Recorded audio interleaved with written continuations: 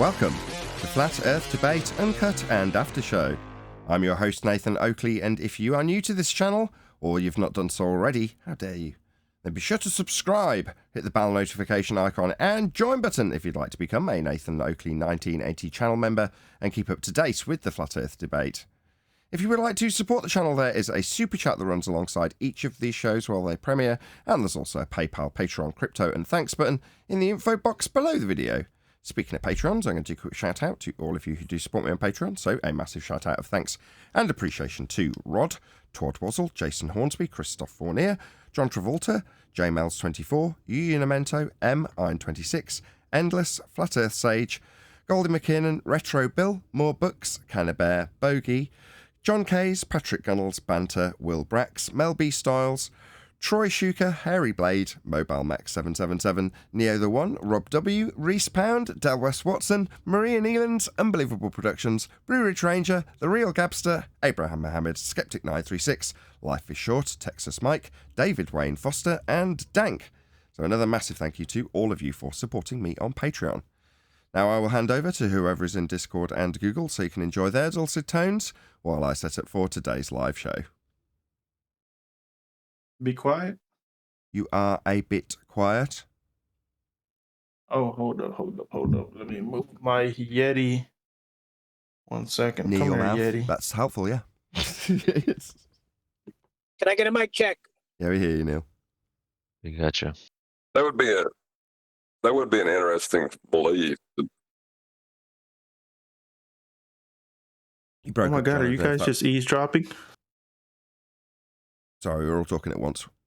You broke up, John, and I didn't hear what you said because you started when I'd started Flat Earther with a gun. Is that D-Rose?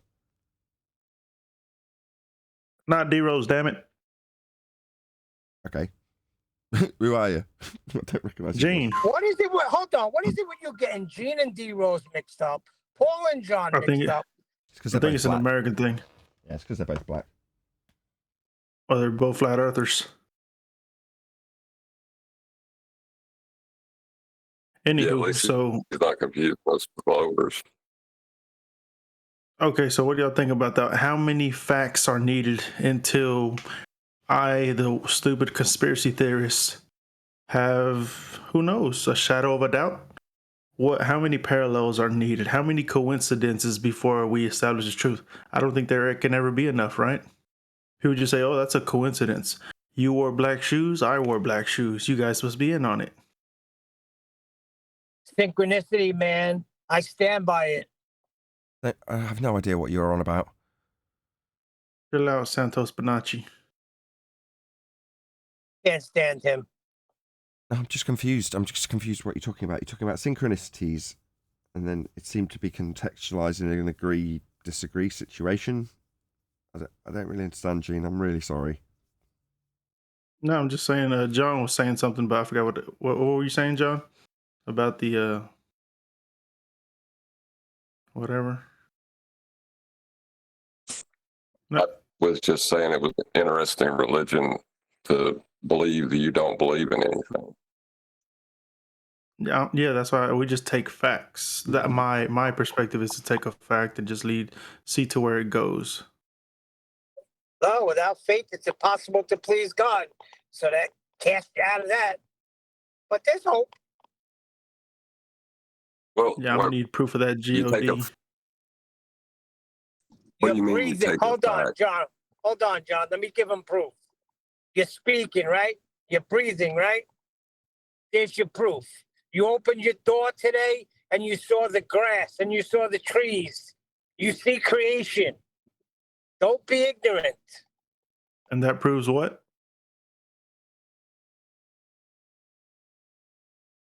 That at some point, Beyond the it proves shadow of a doubt, there's God. There is a God. I'm the product Go of ahead, two John. horny teens. That's it. 32 years ago. well, see, the thing is, 13 years ago. is when you look outside. Hold on. You're 13 years old. I said 32. But you said 13 years ago. I said 32. Get your mic checked. Mm. When you look outside and you see all this life, which it runs contrary to natural law. Existence itself runs contrary to natural law. That's when you know. But is there a Mexican in the sky? I mean, I don't know. I don't think God would be a race. Maybe that's the problem. Name's Jesus. Name's Jesus.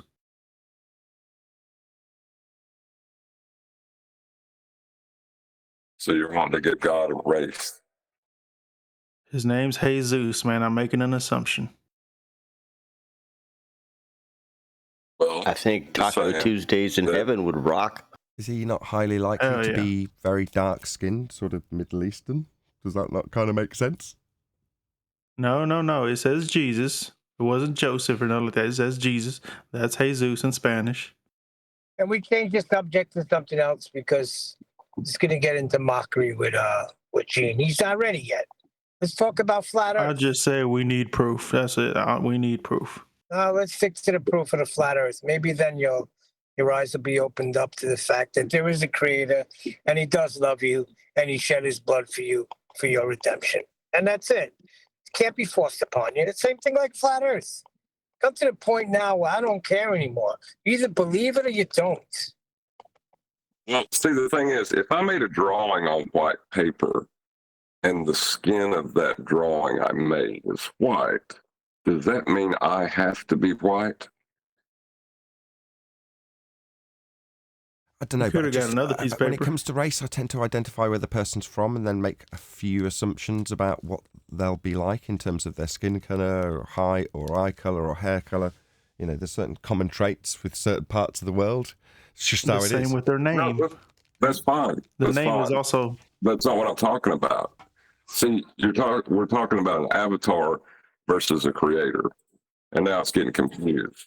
So are we talking about Jesus, the Father, or the Spirit? About Jesus. So let's be. Well, The Mexican yeah, in the Jesus sky. was Middle Eastern. Right. So that means Jesus wasn't Mexican; he was Middle Eastern. I don't know about that. I mean, you don't know about that. I know A where. lot of portraits in Mexico's markets will say different. Right, but have they got a different Jerusalem or?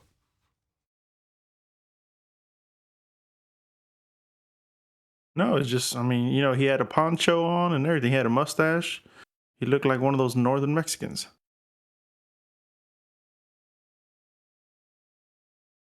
I mean, that's an outstanding standard, Gene. What can I say?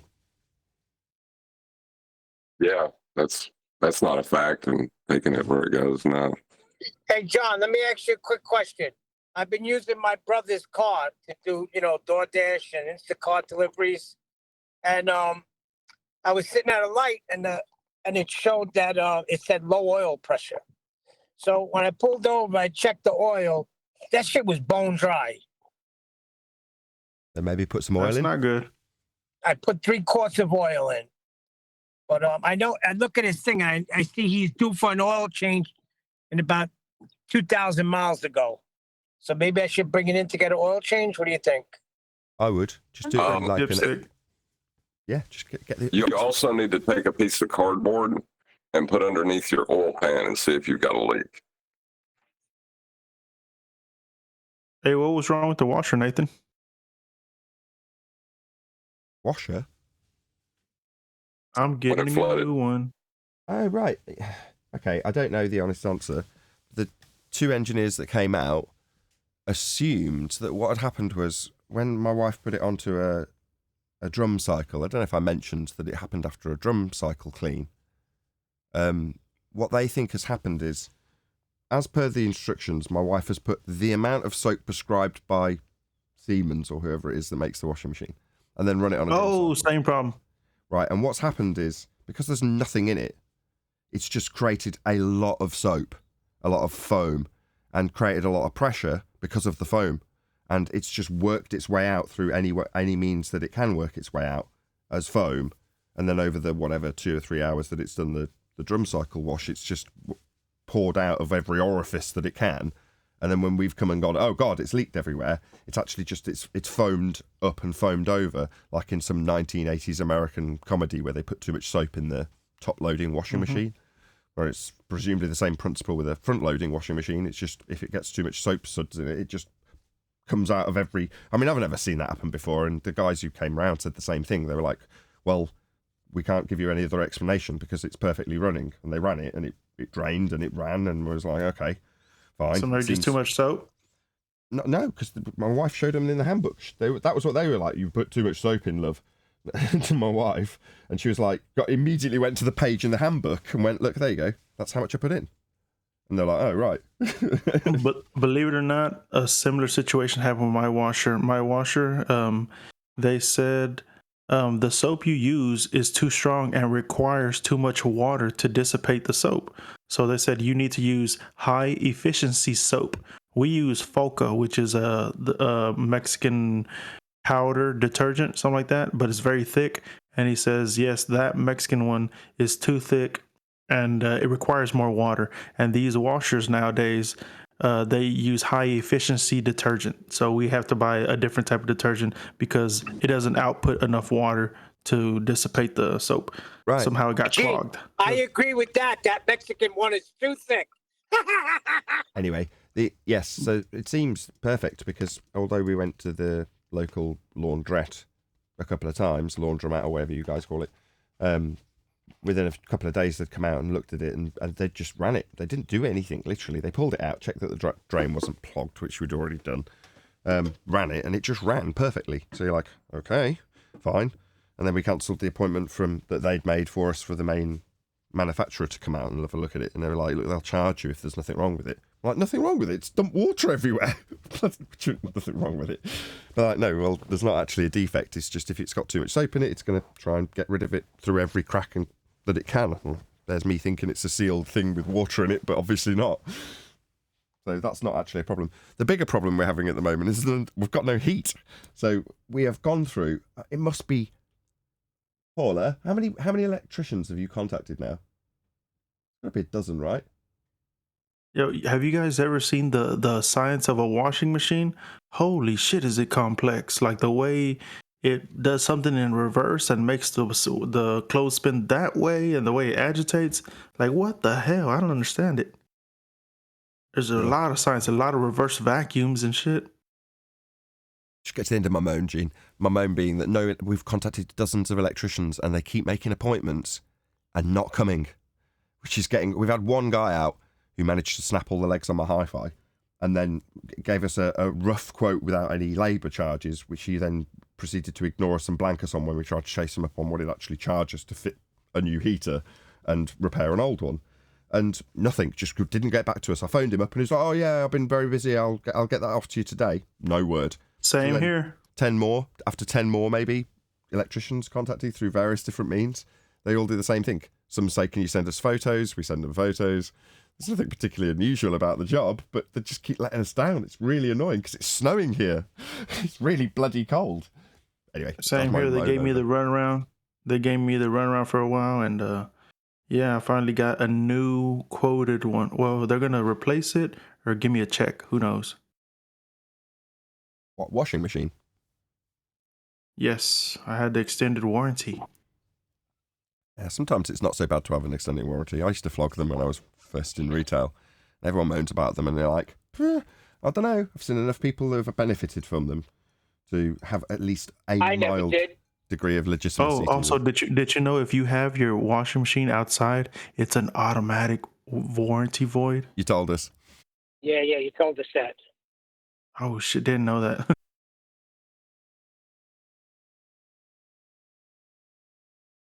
But from when you described it, wasn't even outdoors, was it? It was like undercover. A part of the house, yes, but still, it's still connected to the house, so you can't bitch. Yeah. But we really didn't know the soap thing either. It's just that he told us he saw the Mexican soap, and he said, "Yeah, don't that shit y'all get from the flea market. Yeah, don't. It's just too thick." That's pretty telling. I'm sorry, I can't. Oh shit! Newsflash! Hold on. Too loud. Well, yesterday. Hold on, Nathan. You're just too loud. You're just too loud. Get away from your mic. You're too excited. Okay. Got right up close and suddenly you're blasting our eardrums. Also, I've turned the show up, so I'm just feeling dangerous. I gotta tell you something. Go ahead. I gotta tell you something. yesterday I was coming back home from physical therapy because I broke my ankle. Okay, but I passed by a place, big building, new building. Said, fuck, I got the pictures. Biblical planetarium.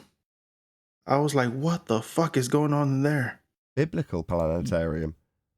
Biblical planetarium. Today, I try to, if I go past there today, I really want to stop and look inside, ask a question. Just, hey, what do you guys do here? Because it says Biblical Planetarium. It's Yeah. a huge, great new building. But you not see the obvious and glaring connection between the two. You know, it's the Roman Catholic Church that have given us heliocentrism. So is it not obvious that you'd have various different aspects of the Bible connected to heliocentric notions? I don't know, I see that as obvious. Yeah, but he might have run into a flat Earth one. I would check it out if I were you. Maybe. But it's still weird to see that at a building. Like, what? Biblical Planetarium? Not, not affiliated to Christian. It doesn't have a cross on the outside or nothing. It's like a space gray thing. And I got pictures of it too. I pulled over to take pictures.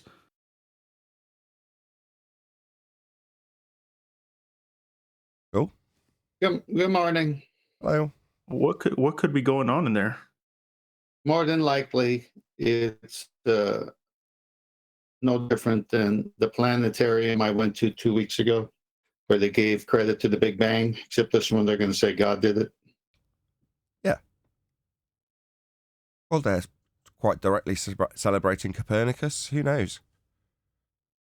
They might just give you some actual historic information in there, which is why it might be interesting if they actually... They had a website on the side on the banner called journeydome.com. Let me go to it.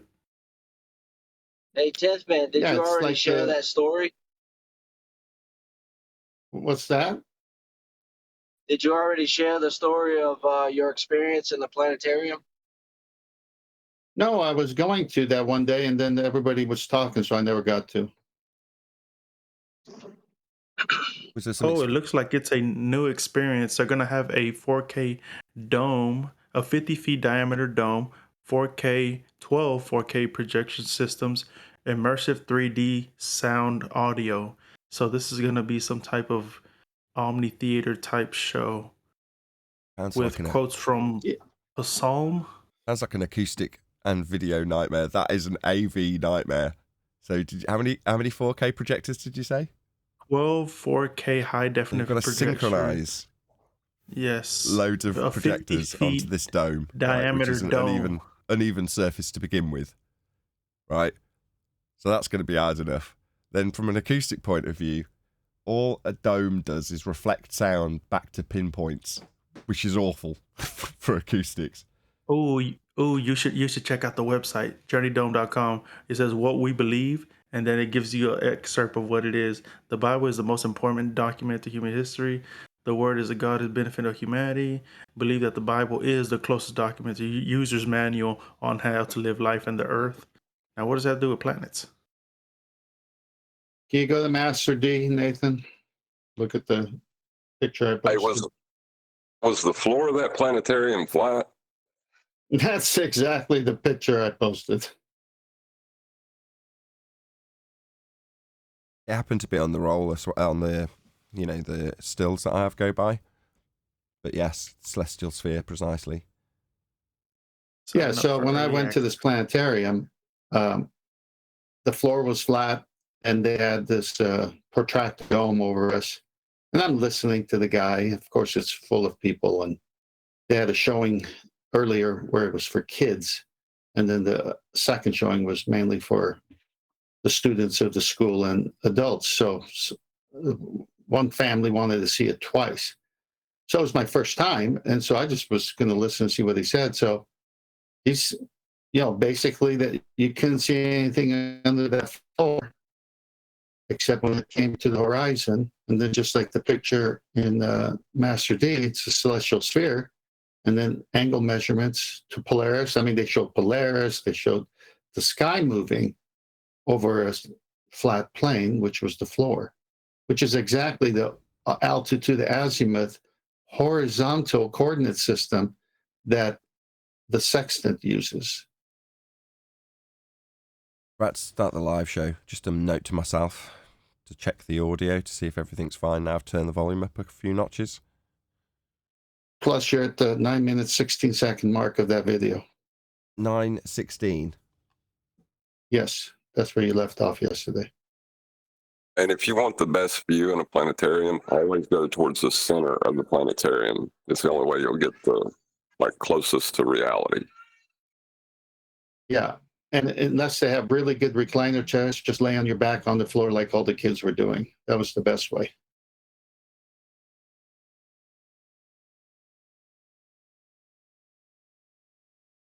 Cool.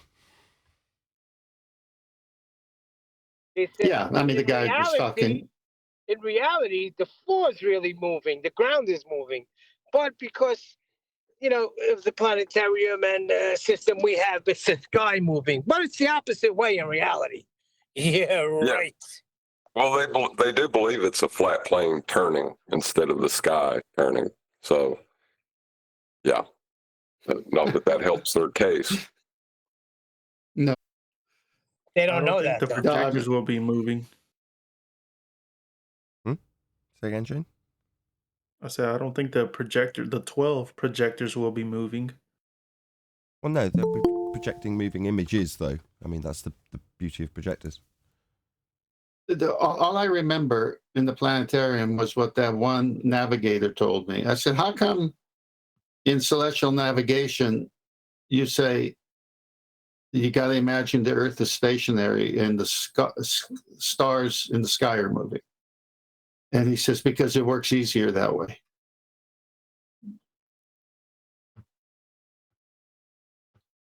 Or it just works that way.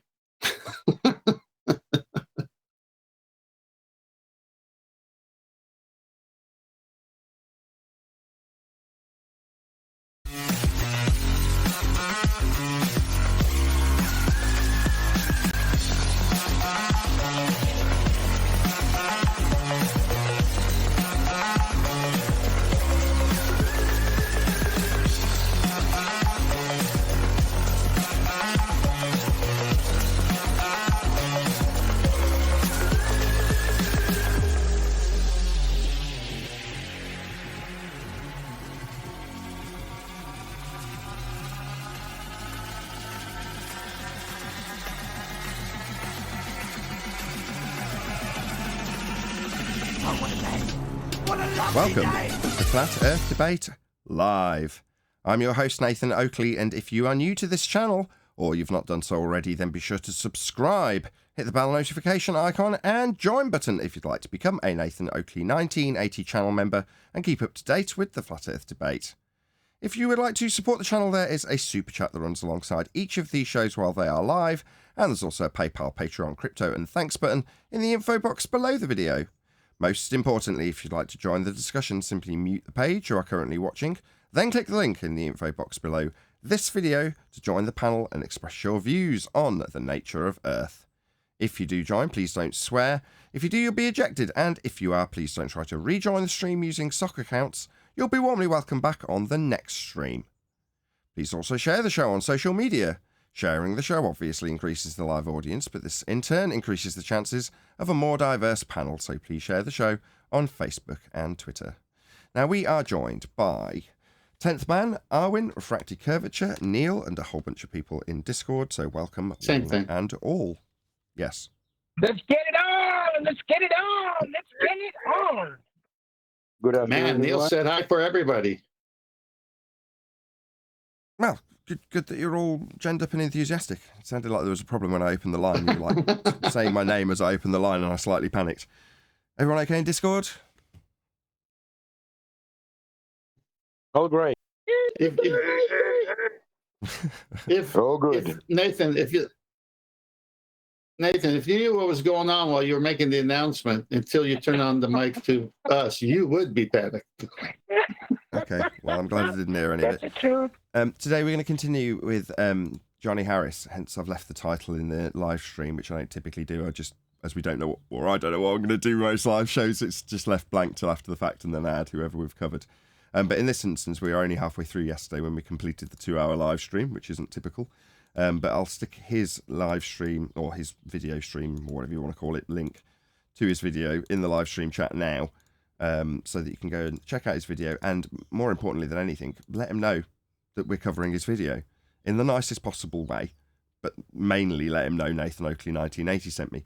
And as I've said on all the other shows and dozens of other response videos that we've done to date in recent times on Flat Earth Debate, the idea is that they'll do the same. They'll reciprocate. They'll put my link in their video when they address what we've pointed out, the flaws in their arguments.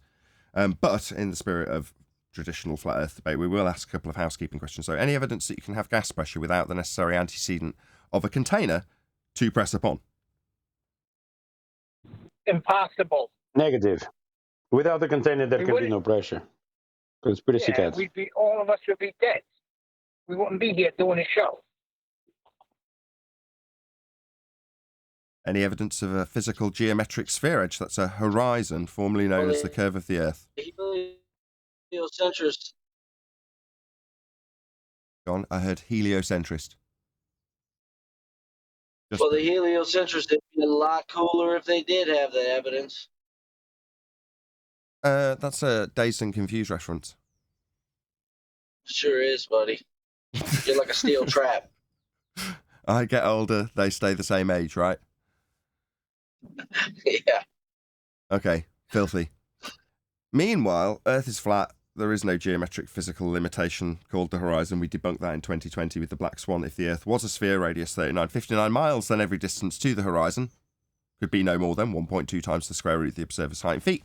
And the image known as the Black Swan shows the horizon beyond the physical geometric limitations of an Earth sphere, radius 3959. Therefore, Earth's not a sphere, and the horizon's not geometric. But we should even if the Go on, whoever that was. even if the horizon conformed to the 1.22 times the observer's height in feet, it would still be below surface level in their math. Correct. The So it dingleberry, wouldn't be proof. the dingleberry that we labelled it is what John's describing. So if you imagine the line drawn out like in this diagram here with the two cats, imagine a line drawn across the top of it. Well, that's your reference plane. And it might be that that's transposed to the middle to make it into the equatorial plane, but either way, that's what you're going to be acquiring your angles from. Now, in terms of the way the geometry for Earth curve works is you take your height in elevation, let's call it up here for the sake of argument, and then you draw a line that goes through surface level, about here-ish, and then meets the tangent point for the presupposed geometric horizon we debunked in 2020. Therefore, John, do you want to repeat your statement? Even if the horizon conformed to their understanding of 1.22 times the observer's height in feet, it would still be below surface level in their math, and therefore false. Perfect. Okay, so as you can see whizzing on by right now, you've got the link to Johnny Harris's video, and we do encourage you to go and let him know Nathan Oakley 1980 sent me. And if you want to encourage him to, I don't know, I've been aiming low and saying that they should at least do a response and put a link to my video in it. But we have a public show. These people could actually join, regardless of their, wow, they're so big that what, they're beyond responding to people debunking them because of our meager size at only just under 25,000 subscribers. That seems like a reasonably crap excuse to me. Nevertheless, we will continue until somebody does, hopefully, put my link in their video response or actually join the show and contest what we say in terms of our pulling apart of their rhetoric. But we'll continue with the video as we left off yesterday. Feel free to check out yesterday's video. It was a good show, actually. I really enjoyed yesterday's show, so feel free to check out whatever number it is. I've forgotten, I lose track. Gets in the water, he puts a telescope right above the surface of the water, and then puts a boat on the canal with... This is where we got to yesterday. So in terms of the way this is being represented, suddenly we're seeing the side of Rowbotham's head, the side of the boat, and the side of the canal. the 1 meter tall post on it. So 1 meter won't change in distance. So as you move the boat further and further away in this orthographic representation that this guy's just taken straight off the cover playbook from Globe Earth Debate, you've got a boat that's ascribed to being 1 meter, right, as he just detailed. Well, 1 meter, if you push it further away from the telescope, is still 1 meter. Now, let's say I put the scale right out to the edges of the page, and I say the telescope's over here on the right, and the boat's over here on the left. And again, like he did, I put 1 meter on it. Yeah? But between the telescope and the boat, I draw another line and write on it 1 million miles. Now, as far as the diagram's concerned in orthographic view, you can still draw a line from the telescope to the boat, and the boat's a meter. Therefore, you can see it, right? Well, no. The boat at 1 million miles, shockingly, is too small to see. But in this type of diagram, that's an orthographic view, which we fondly name Muppet vision, because you're seeing the side of your own head. Like here, this is the side of your own head looking through the telescope. You don't see through a telescope like that. You never see the side of your own head when you look down the lens. It's nonsense. But it's a way of removing an aspect, perspective, and then relabeling that aspect when feet and inches, or meters in this case, one of them, doesn't change with distance. So you can reascribe that effect, where things get too small to see, as being Earth curve. And when it doesn't conform, in the case of this example, you can reascribe an effect inside view again with a value at 7/6r and call that, quote, refraction, terrestrial refraction. Again, when you see in the side of your own head and bending a line of sight to beyond a geometric position, and so it goes on.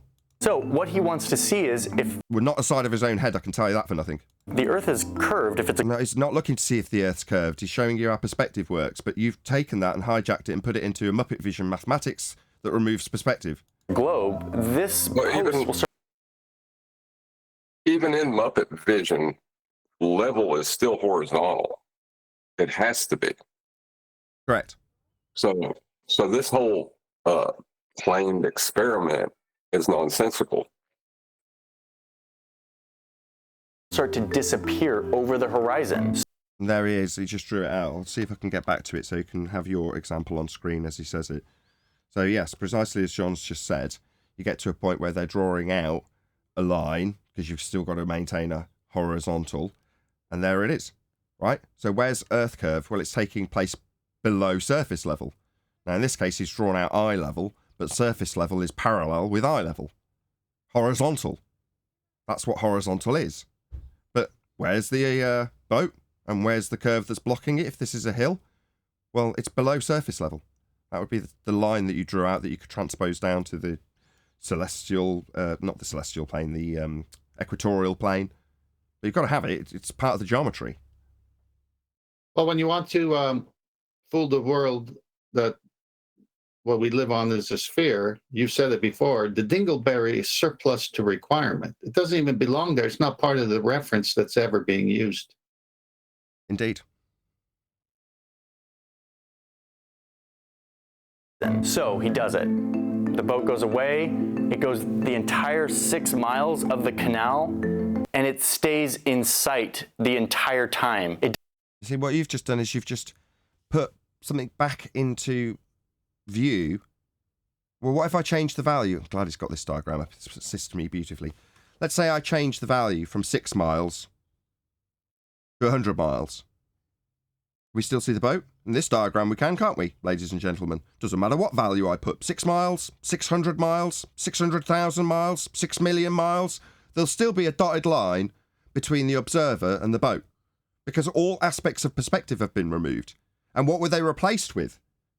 Well, you saw what they were replaced with when he unbent the line that he would claim is blocking the boat. All right, a boat that's 1 million miles away could, in that example, only be obscured from view because Earth curves got in the way. You're like, well, how does that work mathematically? Well, because 1 foot doesn't change with distance. 1 meter doesn't change with distance. It's always 1 meter. Doesn't matter how far away you are from a meter high object, it's always a meter high. So in this diagram, it doesn't matter how far away from it, it's always a meter high and you've always got a dotted line between it.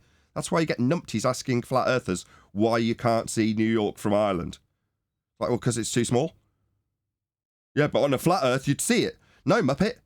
You think that you can see forever because your maths ignores perspective and calls it Earth curve. It doesn't dip over the horizon. And he's stoked. He's like, man, I just proved that the Earth is flat. And I did it with a telescope and a boat. Like, screw you, science. Like, I'm making... Sorry, screw you, No. cause and effect reasoning based on systematic experimentation based on a hypothesis. Screw you. No, your attributions to Robotham as not understanding science and claiming that he said screw you to it. It's just your lack of understanding and projection onto Robotham of your lack of knowledge of science. because this isn't an experiment. Observing the natural world in a view through a telescope, and then you guys saying that when he straightened out the line that was called Earth curve with a 1 meter boat, not disappeared, that doesn't account for angular size reduction at distance, aka perspective, how we see the frigging world. You put it in a side view that we don't see it in.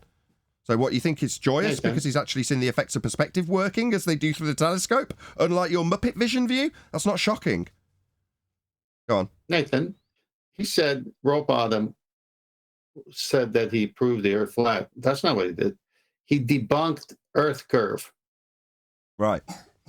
Breakthroughs right here in Cambridgeshire. And then he writes this book where he fleshes out this experiment and several other. Not an experiment. No matter what Rowbotham labels it as. Doesn't matter what you believe science is. You've declared in the yesterday's video response to this same exact video that the old school science was looking through a telescope and then coming up with a description. I mean, you haven't got a vaguest idea what science actually is, have you? Others that he does. But wait, this experiment's like It's not an experiment, Muppet. kind of legit, right? No, not in the slightest. Not an experiment, just an observation. Just observing things going in the distance and get smaller while you call them a meter. So the boat was a meter? All right. Does that in any way account for the fact that it got smaller into the distance and eventually would disappear? Nothing to do with any physical obstruction whatsoever, but everything to do with the angular limitation of your eyeball or the telescope in terms of our lens sizes work with the Rayleigh criterion. Oh, these are all things that go straight over your head, aren't they? Because you think it's just a 1 meter boat. And what if it doesn't disappear at 6 miles? It's not because Earth's curve's getting in the way, according to Rowbotham. Yeah, we've already had this pointed out by 10th Man. He's debunking the assertion that there's a physical geometric limitation to your view that you show us in Muppet vision. That's orthographic view that excludes perspective. Like it adds up. Like Does it? These are all side Muppet vision. Yeah?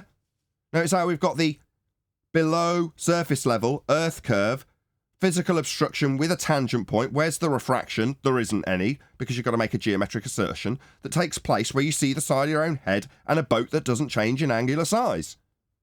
So all of this is geared towards your begging the question, proof of nothing, perspective hijacking, Earth curve mathematics in its assertion that you see the side of the hill that you're looking at if you think you've got Earth curve between you and something getting too small to see.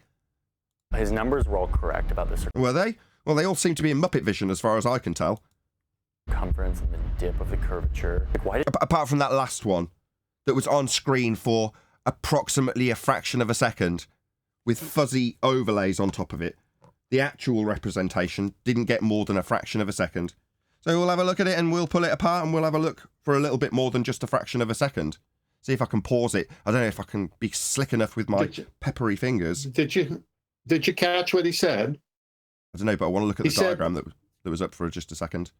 Yeah, go ahead. See if I can catch it. There we go. Oh, well, that beautifully clear and crisp. Now, this looks more like the only view you could ever diagrammatically represent as what you saw through a telescope. Right? It's got barrel distortion in the lens for some reason, but regardless, right? If I put this mountain, let's say, at 1,000 feet, but make the distance between me and it 15 miles, then it's going to be smaller. It will literally shrink towards the horizon. Is that because Earth curve's coming up and blocking the bottom of it?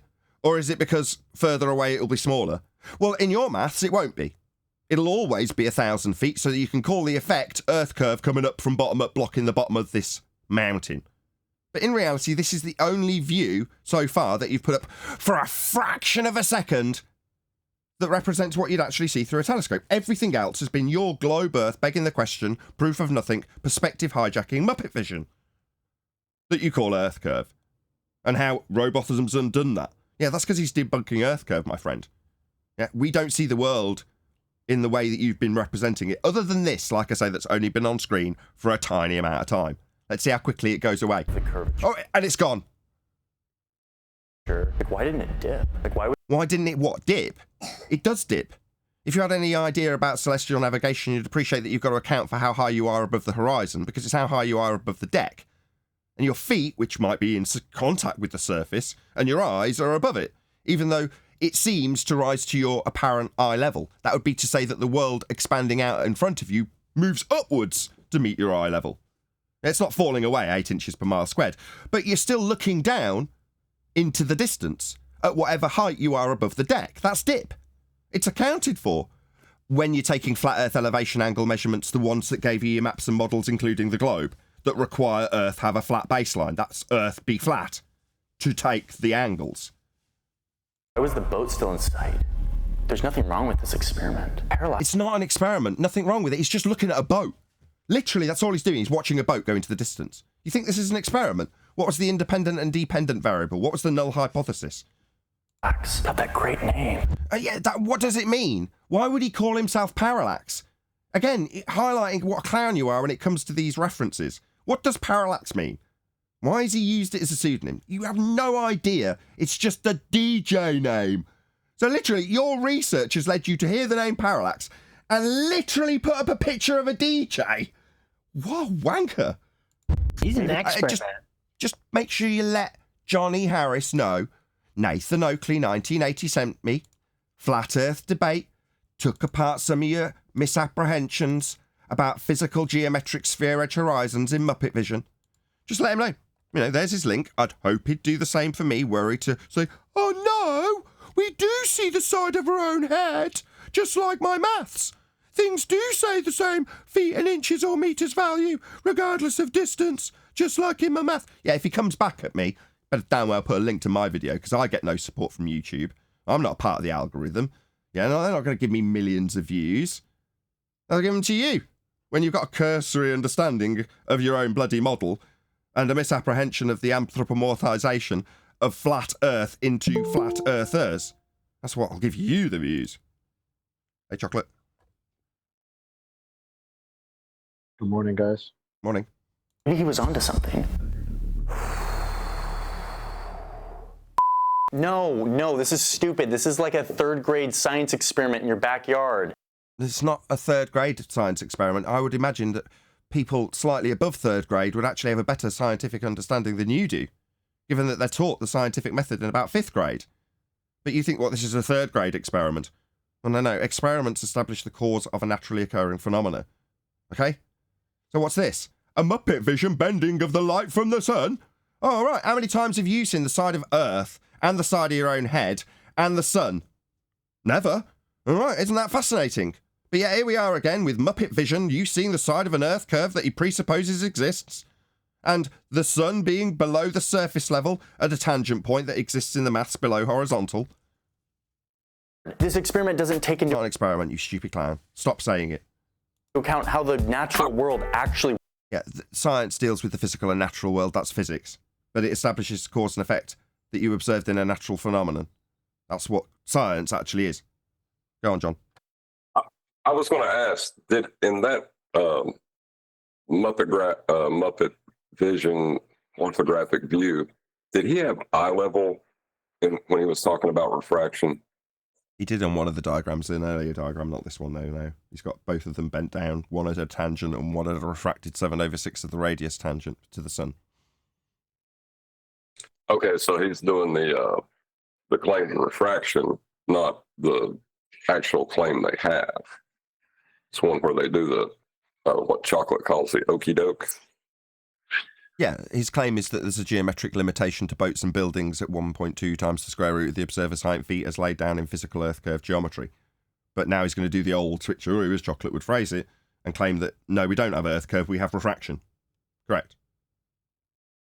works and how light behaves and refracts based on the different air densities. This is like... So light refraction based on different air densities.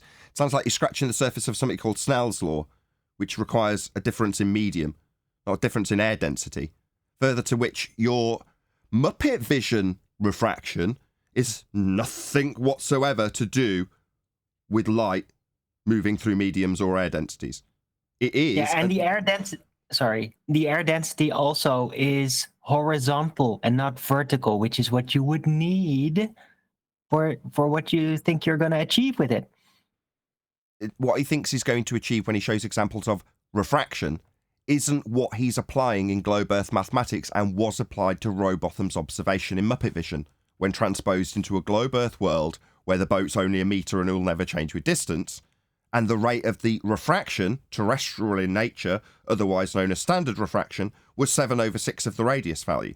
Now that has everything to do with a radius value and 7/6 of it, but nothing to do with what he's just shown. So I'm going to call stupid, as opposed to fraud, scumbag, liar, intellectually dishonest, because he's thick. He doesn't have the slightest idea what he's talking about. He's just said refraction. No. Terrestrial refraction, yes. In your claim, it's terrestrial refraction. That's got nothing to do with light traversing different air densities, though. And everything to do with 7/6 of the radius value arbitrarily imposed on a bent line in an orthographic Muppet vision. So what? You're going to say it's light refracting? No, that's something completely different, my friend. You don't know that because they've both got the word refraction in. One is terrestrial refraction in Muppet vision, like you showed with the sun on your diagram. That's 7/6 of a radius value in standard form. Not light bending through a different medium or light bending through a different air density. No, my friend, you're mistaken. That would be Snell's law if there was a difference in those mediums. This is not Snell's law when you arbitrarily apply a radius value. No, my friend, you are wrong. Did you not know that you were actually detailing terrestrial refraction? That's atmospheric refraction, because atmospheric has a little clue in the title that there's something sphere-shaped about it. And that's the radius value, 7/6 in standard form, that will be applied to your refraction. That's standard, aka atmospheric refraction. But after showing how light changes when it goes through a piece of glass, that's a different medium, and verbally stating that it's different air densities, no, that's not even Snell's law, but definitely not 7/6 of a radius value. You utter clown who doesn't know his own religion and his own claims, and the words that he uses. Refraction and terrestrial, atmospheric refraction are very different things, Johnny. Now, were you, as we are, advanced heliocentrists, you'd understand that refraction isn't terrestrial refraction. We understand that because we are better than you when it comes to understanding how the globe works. You think that it's just refraction because it's in the title, even though there's a word that came before it? Atmospheric? Clown. Stuff that people already figured out, and like Parallax is sitting there getting wet in a canal, like trying to observe this on his. No, this does not prove anything. But sorry, was that a Valley Girls hand wave dismissal? No. Yeah, no, we actually observed the boat. It didn't go over a physical geometric spheroid horizon that was figured out to be 1.2 times the square root of the observer's height in feet. It didn't do that. Parallax didn't. Yes. Okay.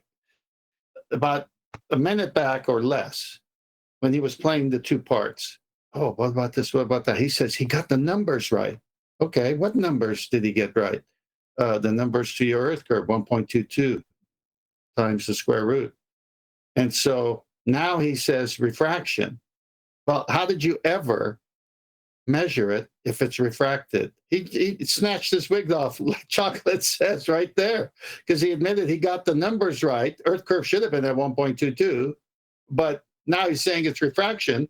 Well, if it's refraction, how do you know Earth curve should be at 1.22? It's always changing with the weather. Exactly. If you're going to assert that you're refracting the horizon with an atmospheric 7/6 of the radius in standard form refraction, unlike what he showed because he's a charlatan or just thick, let's be honest, my friend, we already know you're stupid. We know it's not intentional deceit. You're not actually a fraud. Although ignorance is really no excuse, nevertheless, we know it's stupidity rather than malice when you say refraction and show how light behaves when radius-based 7/6 takes place in this mathematics on screen here. You know, below surface level, as labelled in the maths, you have a geometric tangent point horizon. Now, you require a tangent to it for the maths to function. But you're bending that line to a point beyond the horizon. Well, you haven't got a geometric horizon to make your maths work anymore, I'm afraid, Johnny Harris, if you're going to make this assertion as was asserted to Robotham, aka Parallax, if you knew what that meant. It's not a DJ name. Yeah, maybe look it up. You'd be shocked what it actually means. Don't anybody mention what it means. I don't want him to have his homework done for him by us. Meanwhile, Your geometric horizon is a limitation in the maths that's necessitated and must be there in order to assert that you've got a physical geometric Earth curve with an R value to refract the rate of the R value in your terrestrial refraction. To move the horizon beyond where the boat, which won't change in angular size in your maths, would have disappeared were it to have gone over your Earth curve when it got too small to see. You know, we can rip apart every single aspect of both Rowbotham's stupid claim, if it's claimed to be an experiment, when it's just an observation of a boat moving into the distance, and your rebuttals where you've got a 1 meter value ascribed to something getting smaller and smaller, and then saying, oh, well, it's not the Earth curve which had got in the way, it's that the light's been bent with a radius value called atmospheric refraction that's got sod all to do with how light actually behaves, because we don't see the side of light rays, ever. I would like to give him some points for getting refracting the target with respect to the horizon. I'd like to give him some points for that. That's actually terrestrial refraction instead of inflating the globe. Fair enough. Hear any of this? He didn't want to talk about atmospheric refraction. Atmo what now? So you are aware, so let's just say you're a fraud. Johnny Harris is being called out as a fraud. He's just said it. Atmospheric refraction. So you know that it's not refraction then? Because you've just labelled it and said that, what, Parallax didn't know about? Begging the question, atmospheric refraction. What, atmo, that's air. Sphere, sphere-shaped air. No, my friend, air doesn't take the shape of a sphere. Why would Parallax have to know about air arbitrarily taking the shape of a sphere when it doesn't do that? But according to you, it does, when you specifically ascribe this effect to sphere-shaped air refraction. That's not refraction. That's Muppet vision side view, bending the rate of the ray that you see in side view at 7/6 of the rate of the radius. Hence the word spheric when you talk about how air, that's atmo, is. Now, that's a begging the question oxymoron. Air doesn't take the shape of a sphere, Johnny Harris. Why would anybody assume that air behaves in such a stupid way? No, it definitely doesn't take the shape of an arbitrary sphere to bend the light at a rate of the radius that you can't measure if you're refracting the light that you see the world with. Paradoxically speaking, you can't apply this value at the rate of the radius if you can't measure the radius because you can never see it at a geometric tangent point. That's Earth curve, the one that used to get in the way of boats until it didn't, and suddenly we've got a begging the question sphere-shaped air refraction at 7/6 of a radius to contend with that we should have thought of. No, it just seems that you globe believers will insert any old bullshit story and literally make air, something that's fundamentally unbonded to itself, suddenly sphere-shaped. So unbonded gas molecules that move around at high velocity in all directions, bouncing off each other, suddenly take the shape of a sphere, do they? No, my friend, they take the shape of a container that they're in. Bounce off the walls of it, as defined by NASA. The force exerted on the walls of their container. That's what gas pressure is.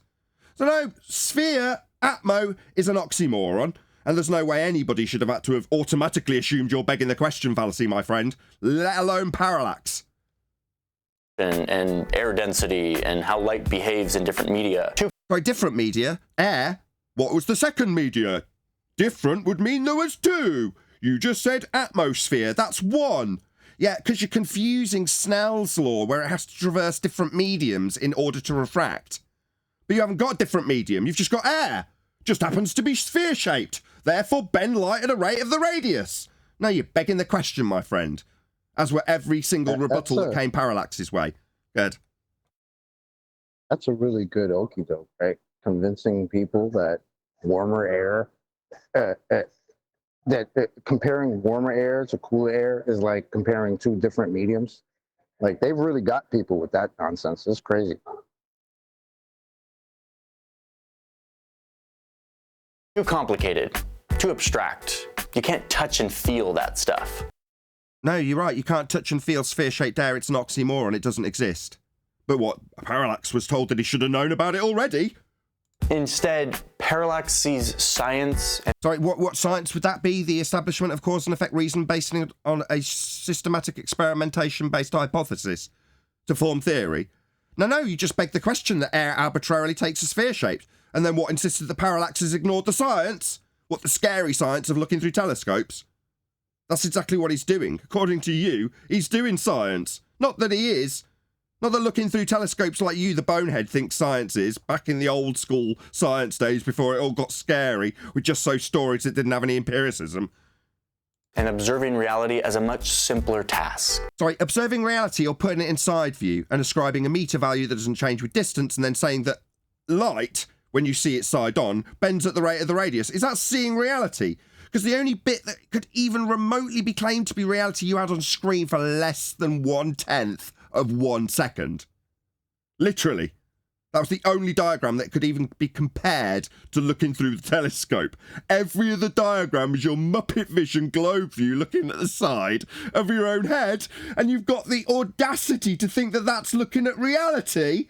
No, mate, Muppet Vision isn't reality. You never see the side of your own head when you look through a telescope, like in all your diagrams. Apart from the one. Remember we paused on it? In his book, he says, nature speaks to us in a peculiar language, in the language of phenomena. That's the language of science when you're talking about discovery, based on that exact word we've used multiple times. Yeah, damn right it is. It's based on phenomena. Trying to find the cause thereof. Yeah, you're trying to establish the cause of an effect, a phenomenon being an effect that you want to know the cause of. That's science. She answers at all times the questions which are put to her. No, she doesn't. That's a reification fallacy if Parallax said that. Science is a method, and nature doesn't talk to anybody. Hasn't got any bloody lips. Just go out and put a question to Mother Nature. Nature, is this guy a fuckwit? Yes, Nathan! He's really stupid! Wow, nature really did answer me, Johnny Harris. I just put the nature a question about how stupid you were, and it absolutely confirmed that you were really, really sick. Let's just make sure we all let Johnny know. Nathan Oakley 1980 sent me. We were really positive and really kind in our responses to your assertions that we could quite literally put questions to Mother Nature. I mean, it wasn't highly embarrassing when I did just that and asked Nature if you were a total clown. And she replied, yes. Yeah? What Dumbo. So go and let him know, Nathan Oakley 1980 sent me. We responded to your video about why people think the world is flat, even though you were basically just talking about the people and not the world. And she'll answer it. She did. She said you were an idiot. Scientific methods become more sophisticated. They become harder for... No, the scientific method hasn't changed. Step 1, observe natural phenomena.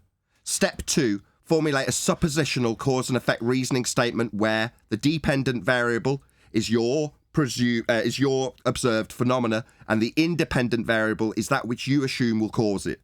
You also have, in the hypothesis, that's your suppositional statement, yet to be validated, a null. A null being the antithesis of your prediction. Not if A causes B, but if A, no effect, aka null. Zero difference result. Both can't simultaneously be true. Upon validation, you'll either cause the effect when you vary A or not cause the effect when you vary A, therefore proving one or other of the statements. Both can't simultaneously be true. Offering the empiricism of the method upon varying A, that would be actualization of hypotheses, plural, lots of them have to be done systematically to validate upon experimentation, also known as hypothesis actualization. Now, upon validation of a cause and effect relationship, i.e. you presumed a cause, varied it, and it did cause it, you can then form a theory. Those are the steps of the scientific method. They're not changing or getting more advanced. The method is empirical. It's been well sorted out and used to advance humanity. It's been used to develop the computers that you're making your videos with. It's been used to advance medical science and stop people dying of scurvy. Science has advanced humanity. It's very simple. It's very narrow in terms of how you can apply it, and it hasn't got more advanced. Only our understanding has become more advanced, and we have experienced technological advancement as a result of understanding offered through the empirical method of science, which you don't understand. As I say, make sure you let him know Nathan Oakley 1980 sent us. Heaven forbid any of these clowns that ever actually get a response from us that rip them to shreds should actually respond. the slim to limited to none chance that they'd actually put a link to my video, so I might actually benefit from doing this work all day, every day for YouTube, only to be shoved to the bottom of the lists, so that clowns like this can tell people about asking Mother Nature questions. Give him a bazillion views. For you and me to understand. Parallax and his canal experiments are a reaction to all of this. No, just having a look at a boat disappearing. They are a call for a simplification. Couldn't get much more simpler than watching a boat disappear into the distance. Doesn't get much simpler than that. Of scientific method. And that's not a scientific method. Observe natural phenomena, formulate hypothesis, systematic experimentation. There you go. That's the simplest dissemination I can give of the method of science. Observe natural phenomena, formulate a hypothesis, perform systematic experimentation. There it is again. And a return of the senses as the primary force for understanding reality. No. If you want an empirical method for understanding reality, that's how things happen. That's effects, aka phenomena. Then you can presume what you think causes them and vary it to see if it causes it. If it doesn't, you've proven you're null, giving you an empirical outcome. A did not cause B.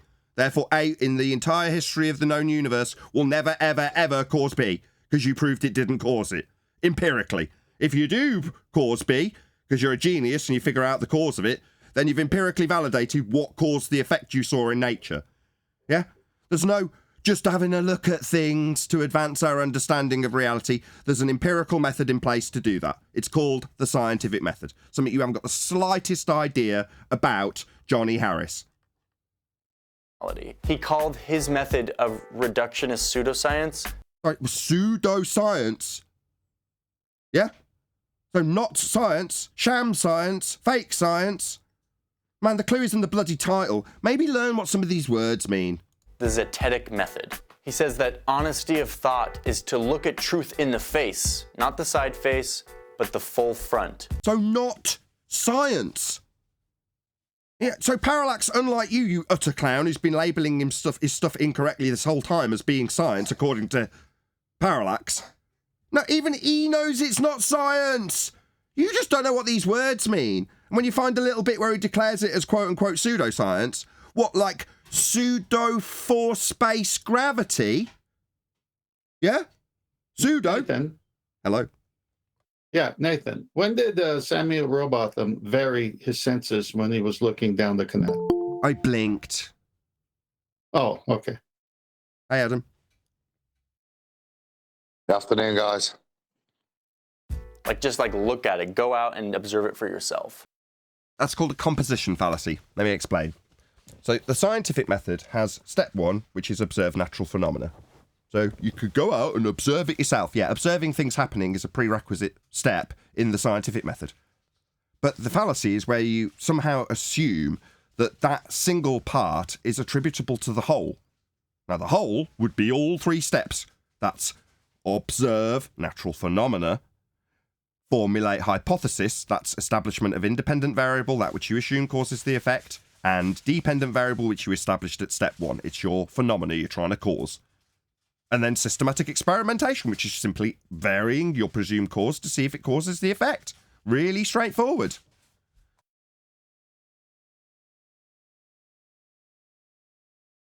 So he hasn't done that. He doesn't understand it. So he's just taking a single part of the method and ascribing it to the whole. No, that's how we've all been duped. Observe and declare is how you've ended up on a ball, my friend. He was among several scientists. None of them scientists, if that's what they're doing.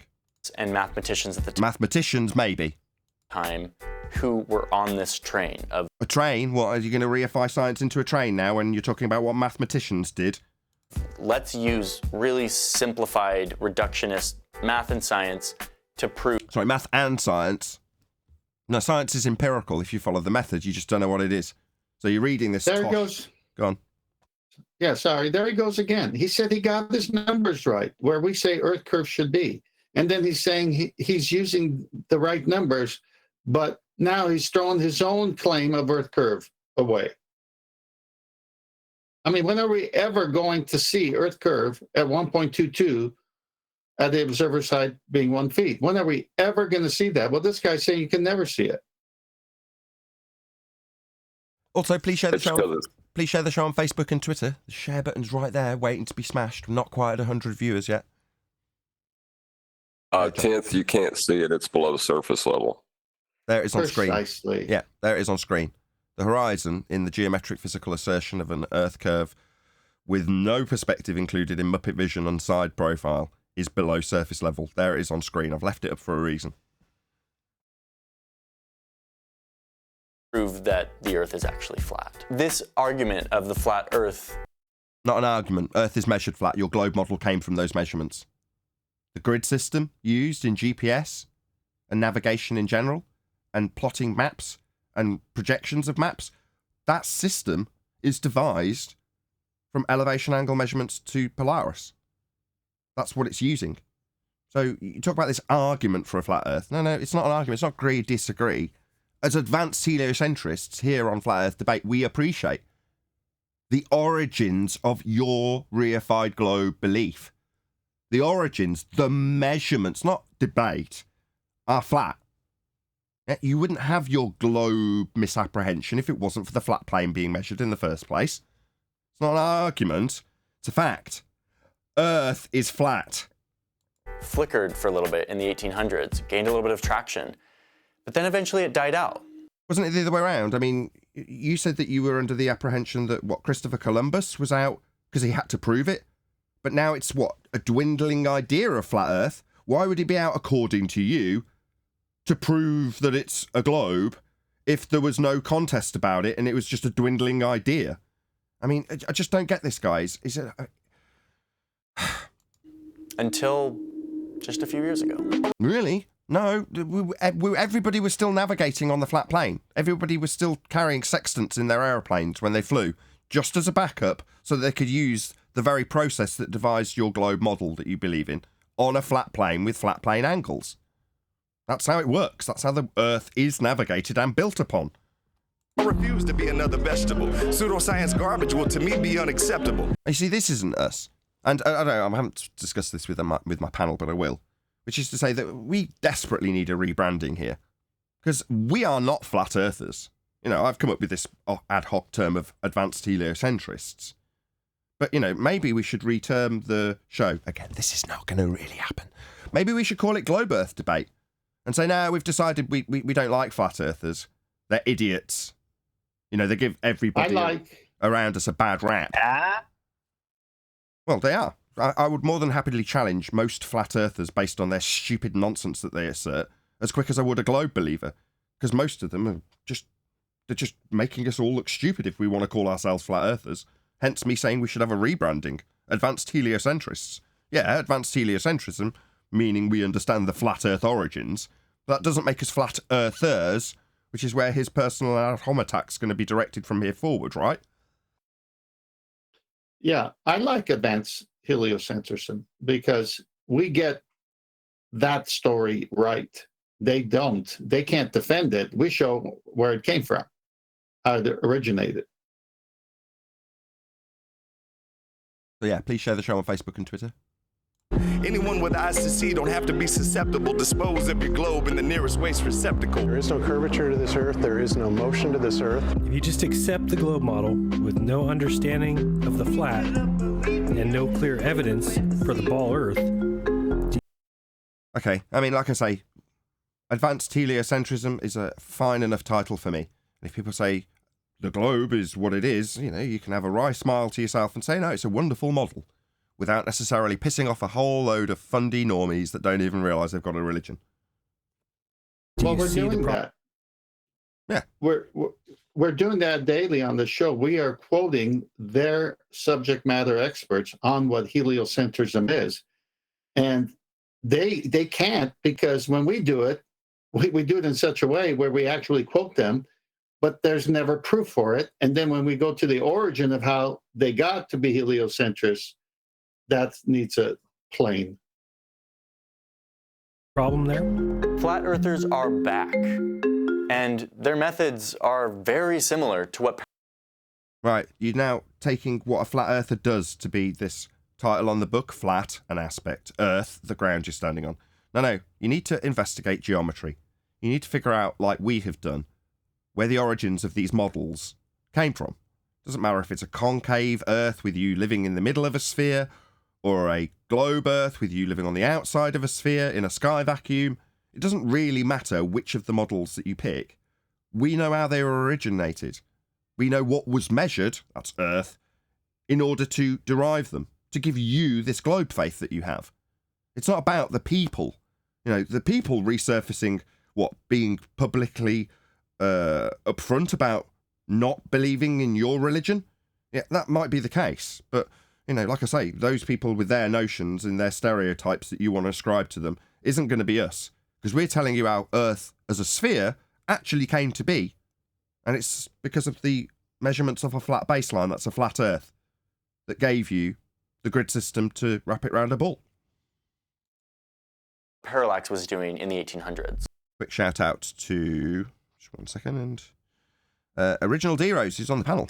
He says, Waving Maelstrom is full of you-know-what on here talking about he/she is a cancer specialist disregarding or disagreeing with Nathan about science.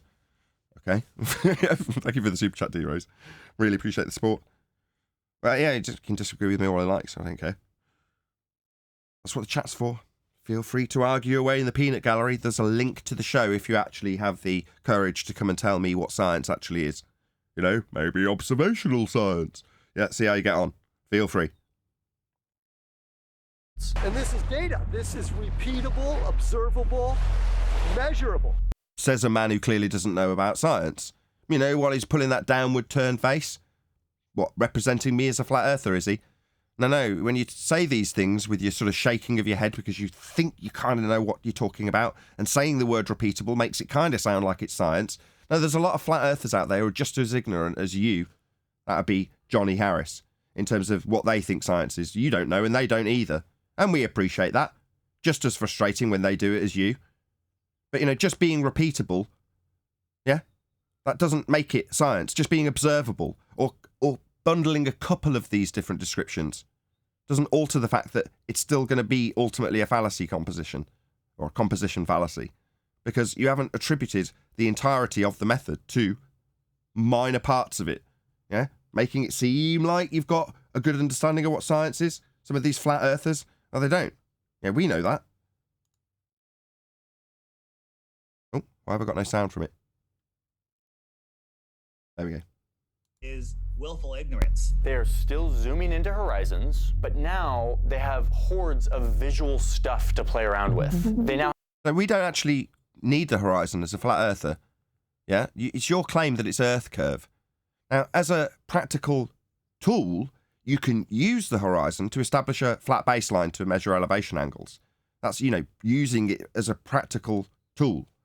And its principles, you know, horizontal, derived from the horizon, as in parallel to the horizon. So you can use an aspect of the horizon to find your way around on a flat plane with angles measured to the stars. Yeah, that's something you can do with the horizon. Like, it practically has a use. Now, for you, that's not the case. Not at all. You know, even admitting that you're using the horizon to establish horizontal would be admitting that Earth is flat. For you, without any practical use whatsoever, you assert that Earth curve is the geometric tangent point below surface level that has no usefulness whatsoever, other than you proving that there's a, physical hill between you and boats when they stay the same feet and inches value at all distances. Yeah, that's the only thing you're using the horizon for, but yet you reverse the burden like we suddenly have to make claims about what the horizon is or isn't when you're claiming boats and buildings fall over it. Yeah, it's your edge that your boats fall over. Go on. I find it kind of funny that he says, "Oh, look at them! They're still zooming into horizons." Yeah, we're zooming into completely flat horizons. What are you guys not zooming into? Curvature. Were you guys not filming ever? Curvature. Thanks, buddy. Oh dear. And it's knocking us for looking at horizons. It's like it's fundamental to your claim that Earth's a sphere. Check it out. It's on screen, marked with an X, labelled horizon.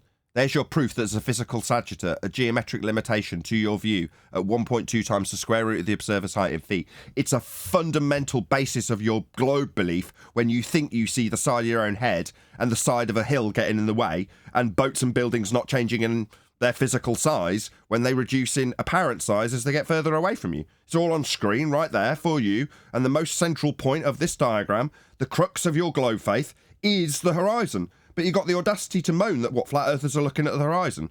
Yeah, no, you need us to be, because it's the only thing that gives any validity to your assertion in your maths that has no practical application. As is useful. It isn't, because the surface level horizon that you can establish and correct dip to hasn't got anything to do with this horizon in your maths that's below the surface level. It has no use, other than claiming Earth's a sphere. Well, we debunked that when we and Robotham showed that it's not physically blocking things into the distance. What's that? If you flip it in side view, it is. If you refract the line and say that it's refraction and show some examples of light doing stuff when it goes through blocks of glass. Yeah, meanwhile, you don't have sphere-shaped air and light isn't Muppet vision. You don't see the side of light rays. You know, I never see the side of my own head and a physical Earth curve in the way and a target beyond it and a line between it, which I call light. You know, this is a nonsense assertion of the world that you think you live in when you, let's get that clear, need the horizon to prove your belief that the horizon is an edge for boats to fall over. Now have airplanes. They now have satellite imagery to play around with. Satellites? Really? See, the GPS system also uses a flat plane.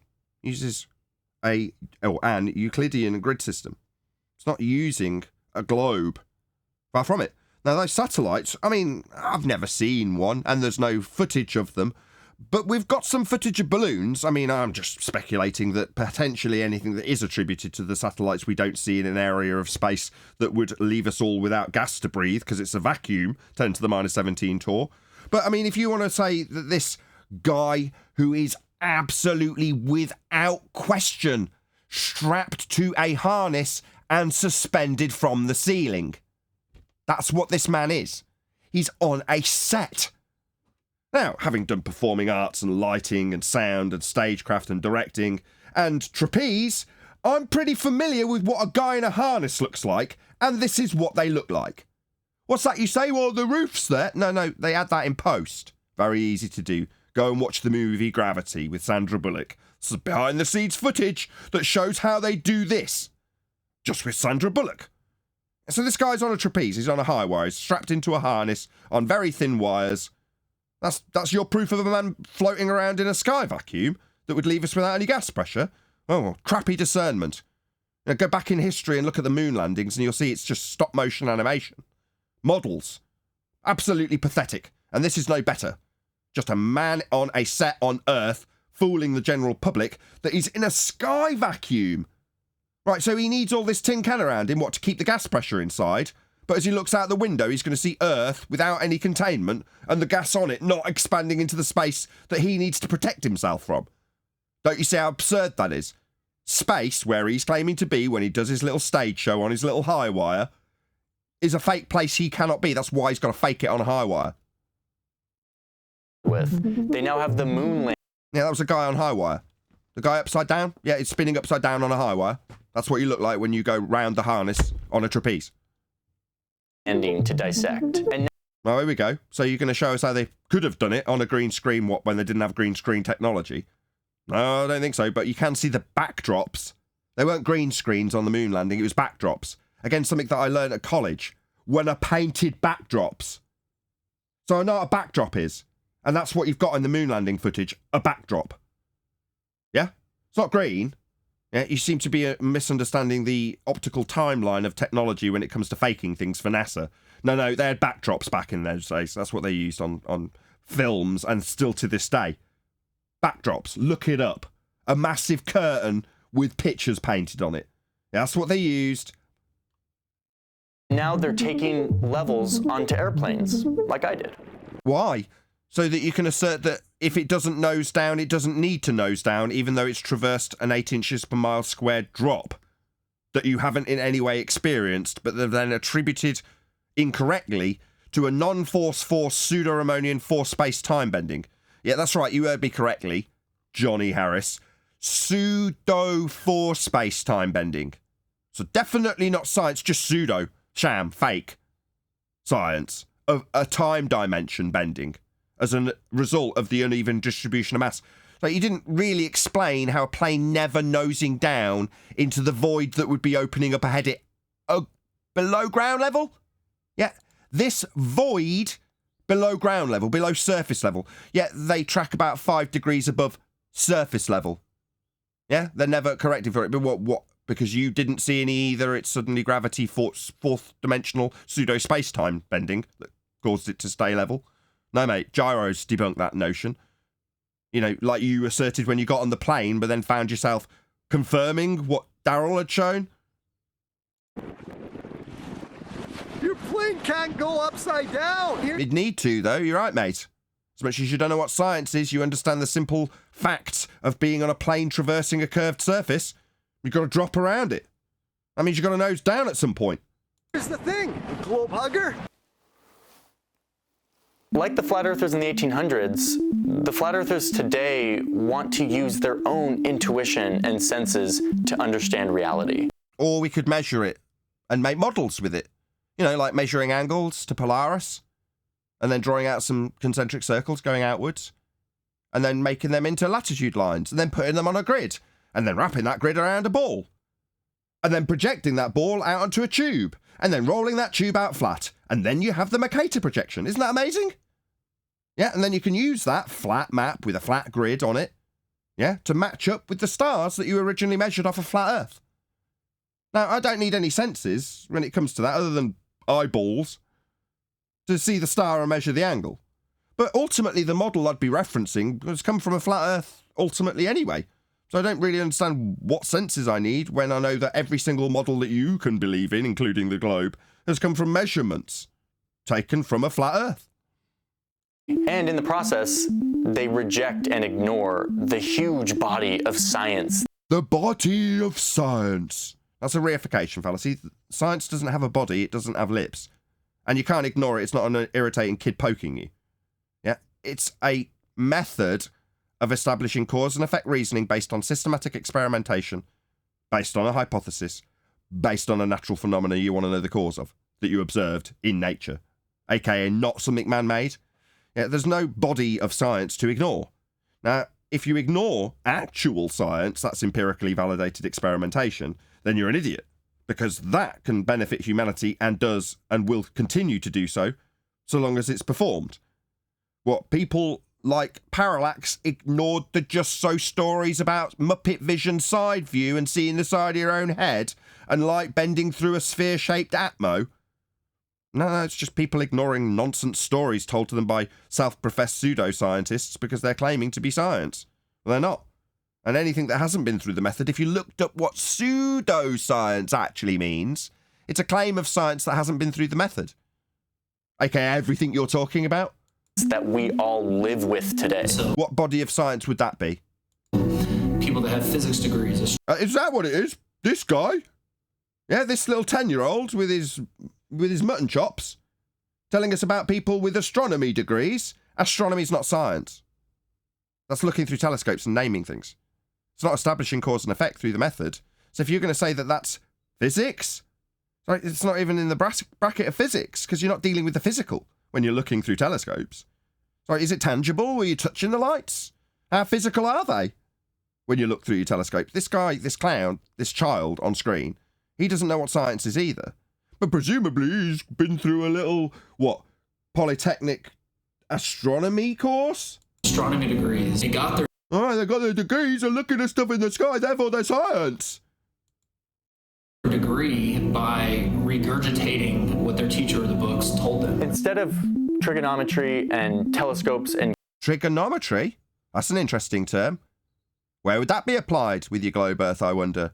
Telescopes, another interesting one where you seem to think through composition fallacy that you've got the entire body of science within those observations and declarations. No, you don't know what science is.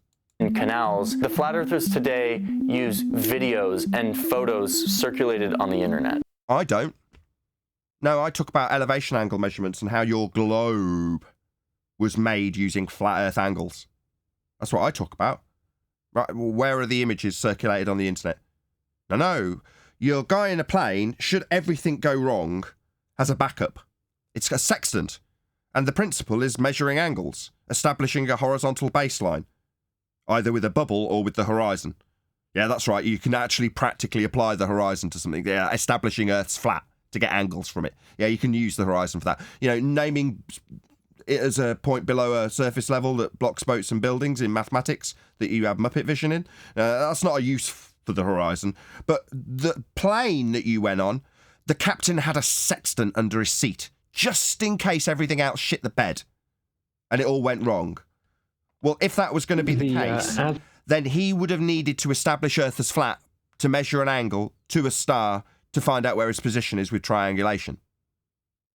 So what is that? Is that an image I circulated, or is that a fact about the flight you went on and a fact about the model and map used to navigate Earth and the fact that it all based itself upon Earth being flat?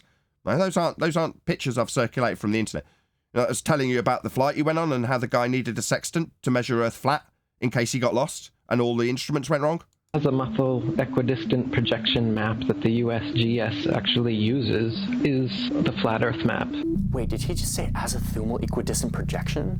Yeah, he did. He said azimuthal equidistant projection. That's correct. Do you know what projection is? Maybe you should look it up.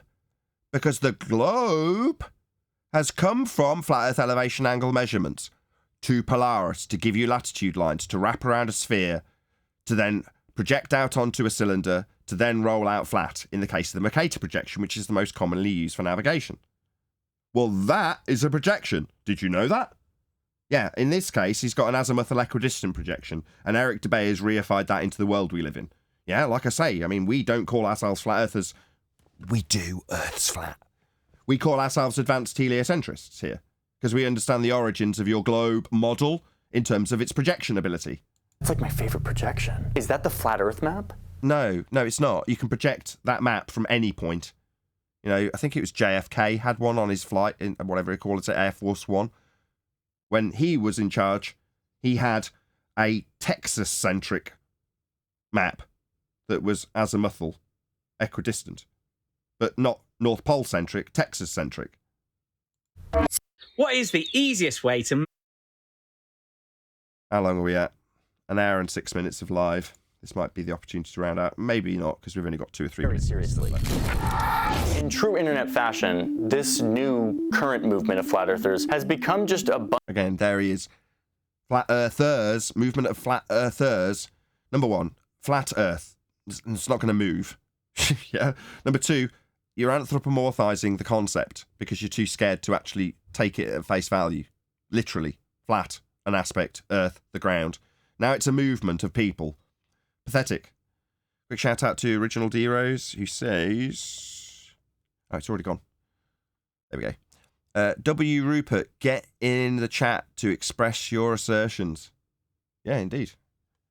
You feel free to use your cash to encourage people onto the show, D-Rose. I really appreciate the financial support. I'm poor. Which reminds me of one of the comments I got yesterday. So, in response to this video, someone put in the comments, "E-beg more, it suits you." So my response was, Nathan, globe earth requires a flat earth. Globe muppet, you are poor.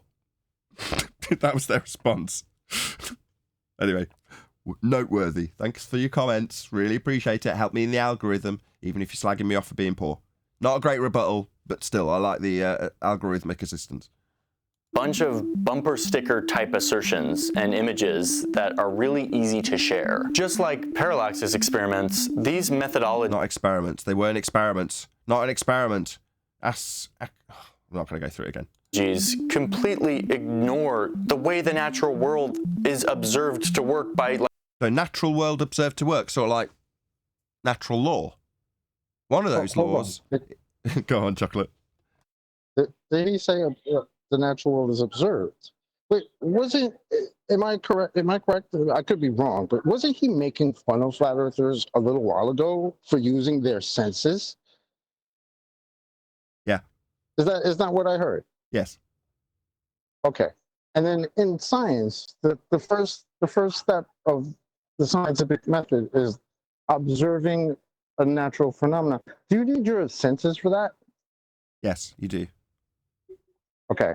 And the fairy tale of, oh, boats are disappearing with the curve. Did you need your senses to observe that, to even make that claim? Yes, he would have.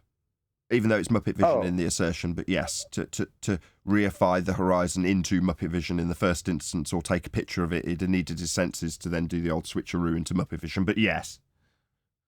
Oh, I see. So the senses that we all are born with and use and navigate life and reality with are only good when they confirm your belief in heliocentric, nonsensical, magical spinning water balls flying around in a vacuum. That's correct. Other than that, it's null and void. That's correct. If your senses lead you to see a boat in the distance where the maths would say it's blocked by Earth curve, then your senses are stupid and you should understand maths. Like thousands of years of scientific consensus. Scientific consensus? So you have been duped. You think that when men agree with each other, that makes the world you live in. That's idiotic. Yeah? A consensus reality isn't a reality that we live in, because it doesn't matter how many people agree that the bunny-shaped cloud in the sky is a bunny. Yeah? If we have a consensus on that, it doesn't make it reality. Now, the people who control the world would love it if everybody conformed to this notion that if they say it's science and everybody agrees, that's the world you live in. Because that opens the gate to parallel universes, time travel, anything they tell you. Time travel's real. Is it? Yeah, look at all these scientists. They're all saying it's true. They are. Yeah, they all agree. They're all in a consensus. Therefore, science. All right. Let's just forget about the empirical method of establishment of cause and effect reasoning based on an experiment. Sod that. Because they all agree. Right, Dumbo? Scientific consensus. Years of scientific consensus. So years of them saying science says it's a ball. Therefore, it's a ball. Yeah, that's how they got you, mate. I mean, obviously, none of those quote-unquote scientists came to that consensus using their senses, right? Because obviously that's null and void, as was just established by him, Mr. whatever his damn name is. Johnny Harris, who you should let know. Nathan Oakley 1980 sent me. Hopefully you'd respond and put a link to my video. Johnny, how are those senses doing? Do you use those things to navigate the reality you live in? Do you use those things to establish that we live on a sphere? Because that's why all the senses that I have tell me that I'm on a flat stationary plane. That's why they put the word consensus. Oh, you're getting a bit conspiratorial there, 10th. But if you go to the FAQ page of the Flat Earth Society, you'll see what they're after here. They believe that evidence is, quote, relying on your own senses to discern the true nature of the world around us. Okay, that's fair enough. So that's the Flat Earth Society. That's the best evidence. And in that vein... Hang on. Pause, please. So what's the difference between scientific consensus versus my own senses? Well, only if, I guess, a group of people who use their senses come to a consensus, then it's cool. But you on your own, your senses mean nothing. Thanks, Johnny. Classic. That's what these people are doing. I mean, so in the physics world today, do they not understand that convex lenses or fisheye lenses or GoPro Yeah, none of those are science. Yeah, what you're saying in the physics community, this is Jeranism speaking. Again, somebody who hasn't got the slightest idea what science is. Yeah, because there's no physics community. It's a method. Physics is the study of the physical. When you're talking about barrel distortion in lenses, that's technology. When you're talking about cameras and GoPro distortion, that's technology, not science. Again, you know, there's lots of people in what is called the flat earth community that don't appreciate the book cover title either. You know, flat, the ground we're standing on, earth. You know, that's what we're dealing with. We're not dealing with technology when we deal with physics. That's the physical and natural world. At a distorted view? Hold on. Can I ask a question? How come in all of these videos, I don't hear anybody quoting anything from Flat Earth Debate? It's always Jaron, or it's always Eric Dubay, or it's always this guy and that guy. but nothing from here. I wonder why that is.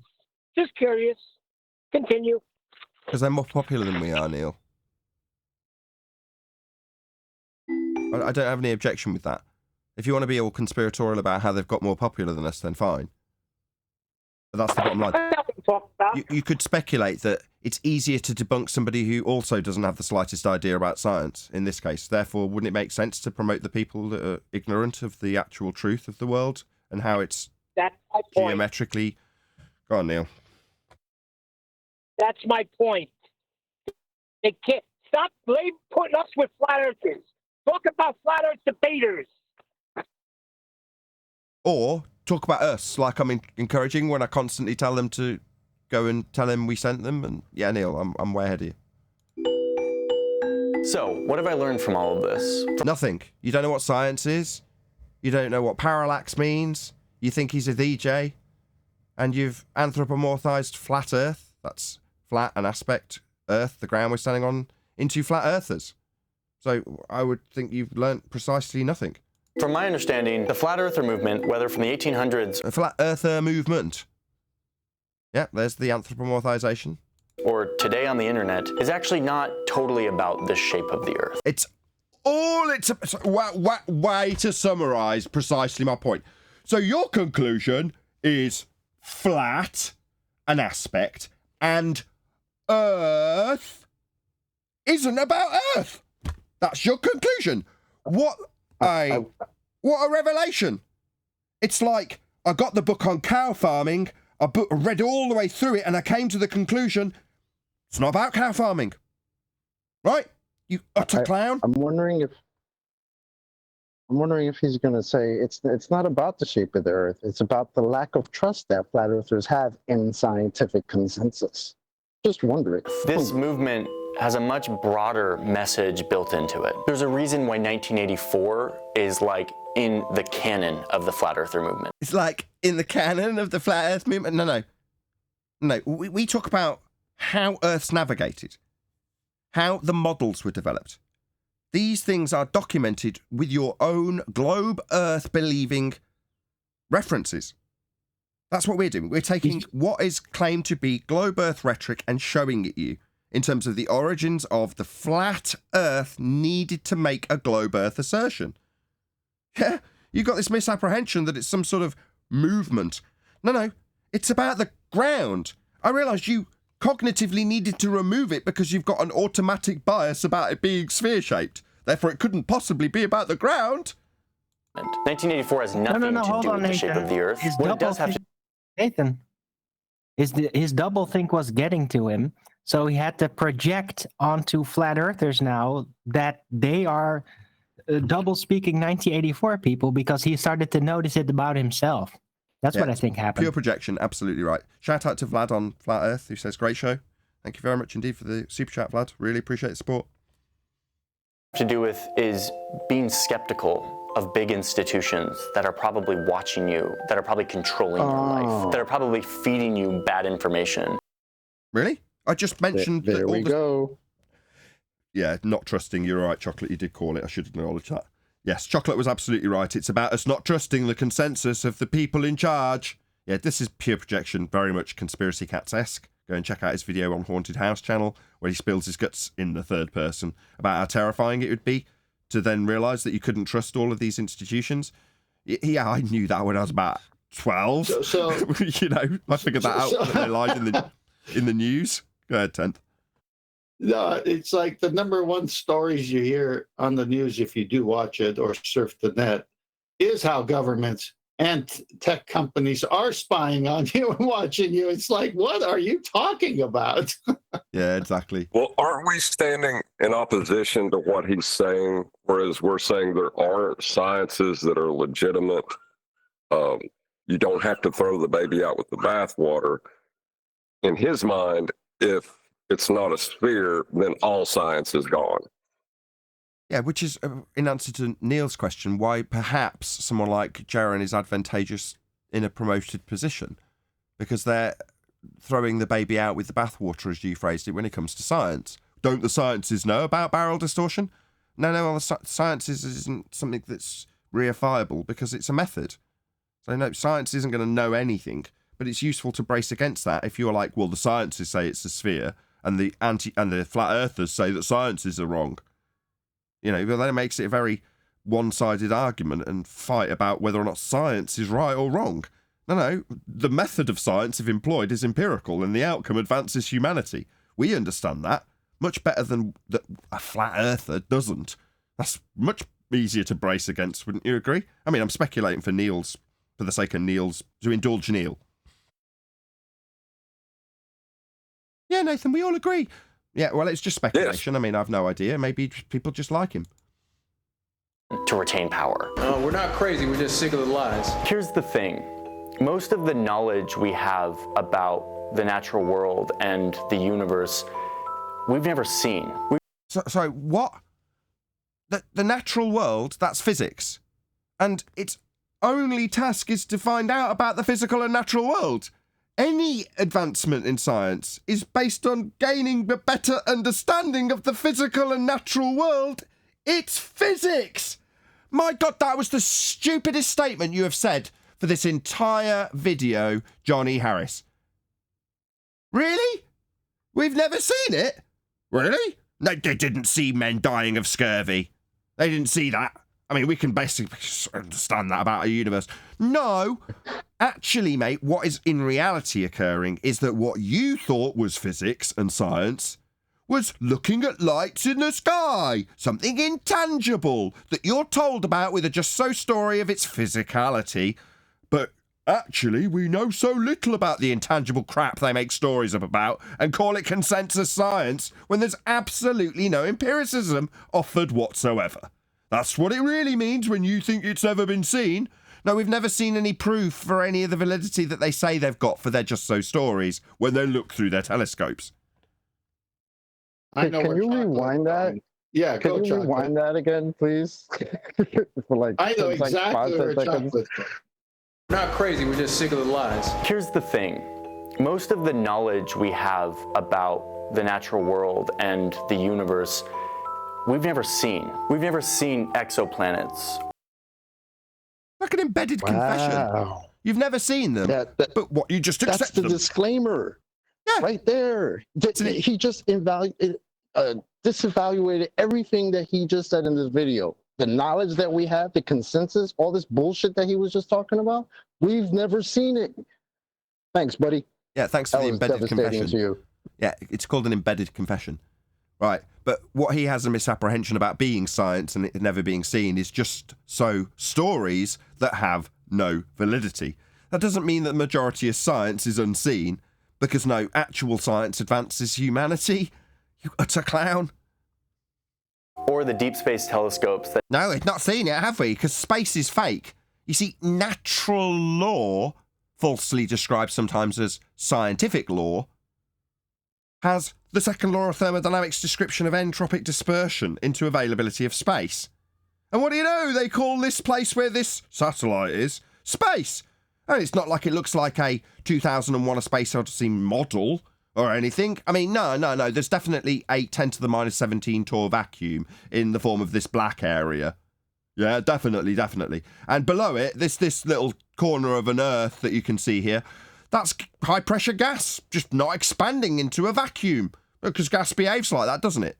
Now, you see, while you're talking about us not being able to have tangible laws of nature when you talk about your space satellites, in reality, a very tangible law of nature is entropy. The dispersion of gas is something we can observe.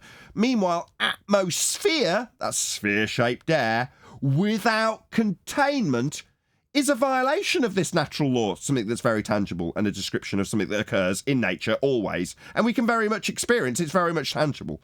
Unlike your descriptions, you total clown. Yet make sure you let Johnny Harris know Nathan Oakley 1980 sent me. Okay, can I add a PS to that? Yeah, go ahead. Johnny, maybe go tell all the exoplanet astrophysicists that we don't see exoplanets by your terminology. So you just debunked their entire careers. Thank you. That tell us so much about our universe. Instead, we read about this stuff. We benefit from its findings. Sorry, how do we benefit? Because I would assert that having a physical edge for boats to fall over, marked with an X below surface level called the geometric horizon, as depicted in this diagram, has no practical benefit whatsoever. You will not give me an example where this is useful to something. Meanwhile, the horizon that you would establish parallel with eye level, at surface level, that horizon, the horizon we actually observe and utilise to establish a flat baseline, so you can match it up with the, grid system used when you measure the stars to give you the grid system. That sort of navigation system that's still used to this day, including on the aeroplanes with the sextants they carry around. Well, that horizon, not this one. The horizon we actually experience and use to establish horizontal. That horizon has practical application in navigation to this day. This horizon has absolutely no practical use at all, other than to give you the claim that boats fall over an edge. This edge, when you show it in Muppet Vision. Boat down here falling over hill edge. Yeah, that's your claim. No practical application to that.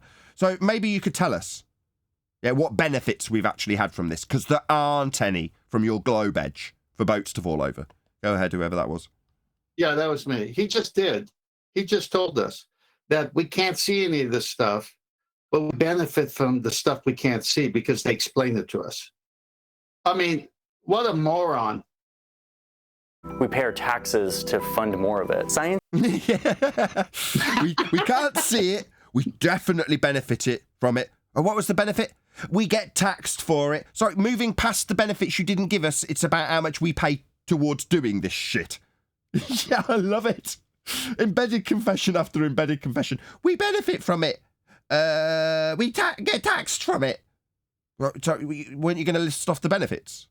Yeah, I point out that the geometric horizon that we debunked in 2020 has no practical application whatsoever beyond it being a sphere edge for boats to fall over, for you to believe you're on the reified, below surface level ball with its below surface level horizon with no practical application. Other than you believing boats are falling over an edge, it doesn't do anything.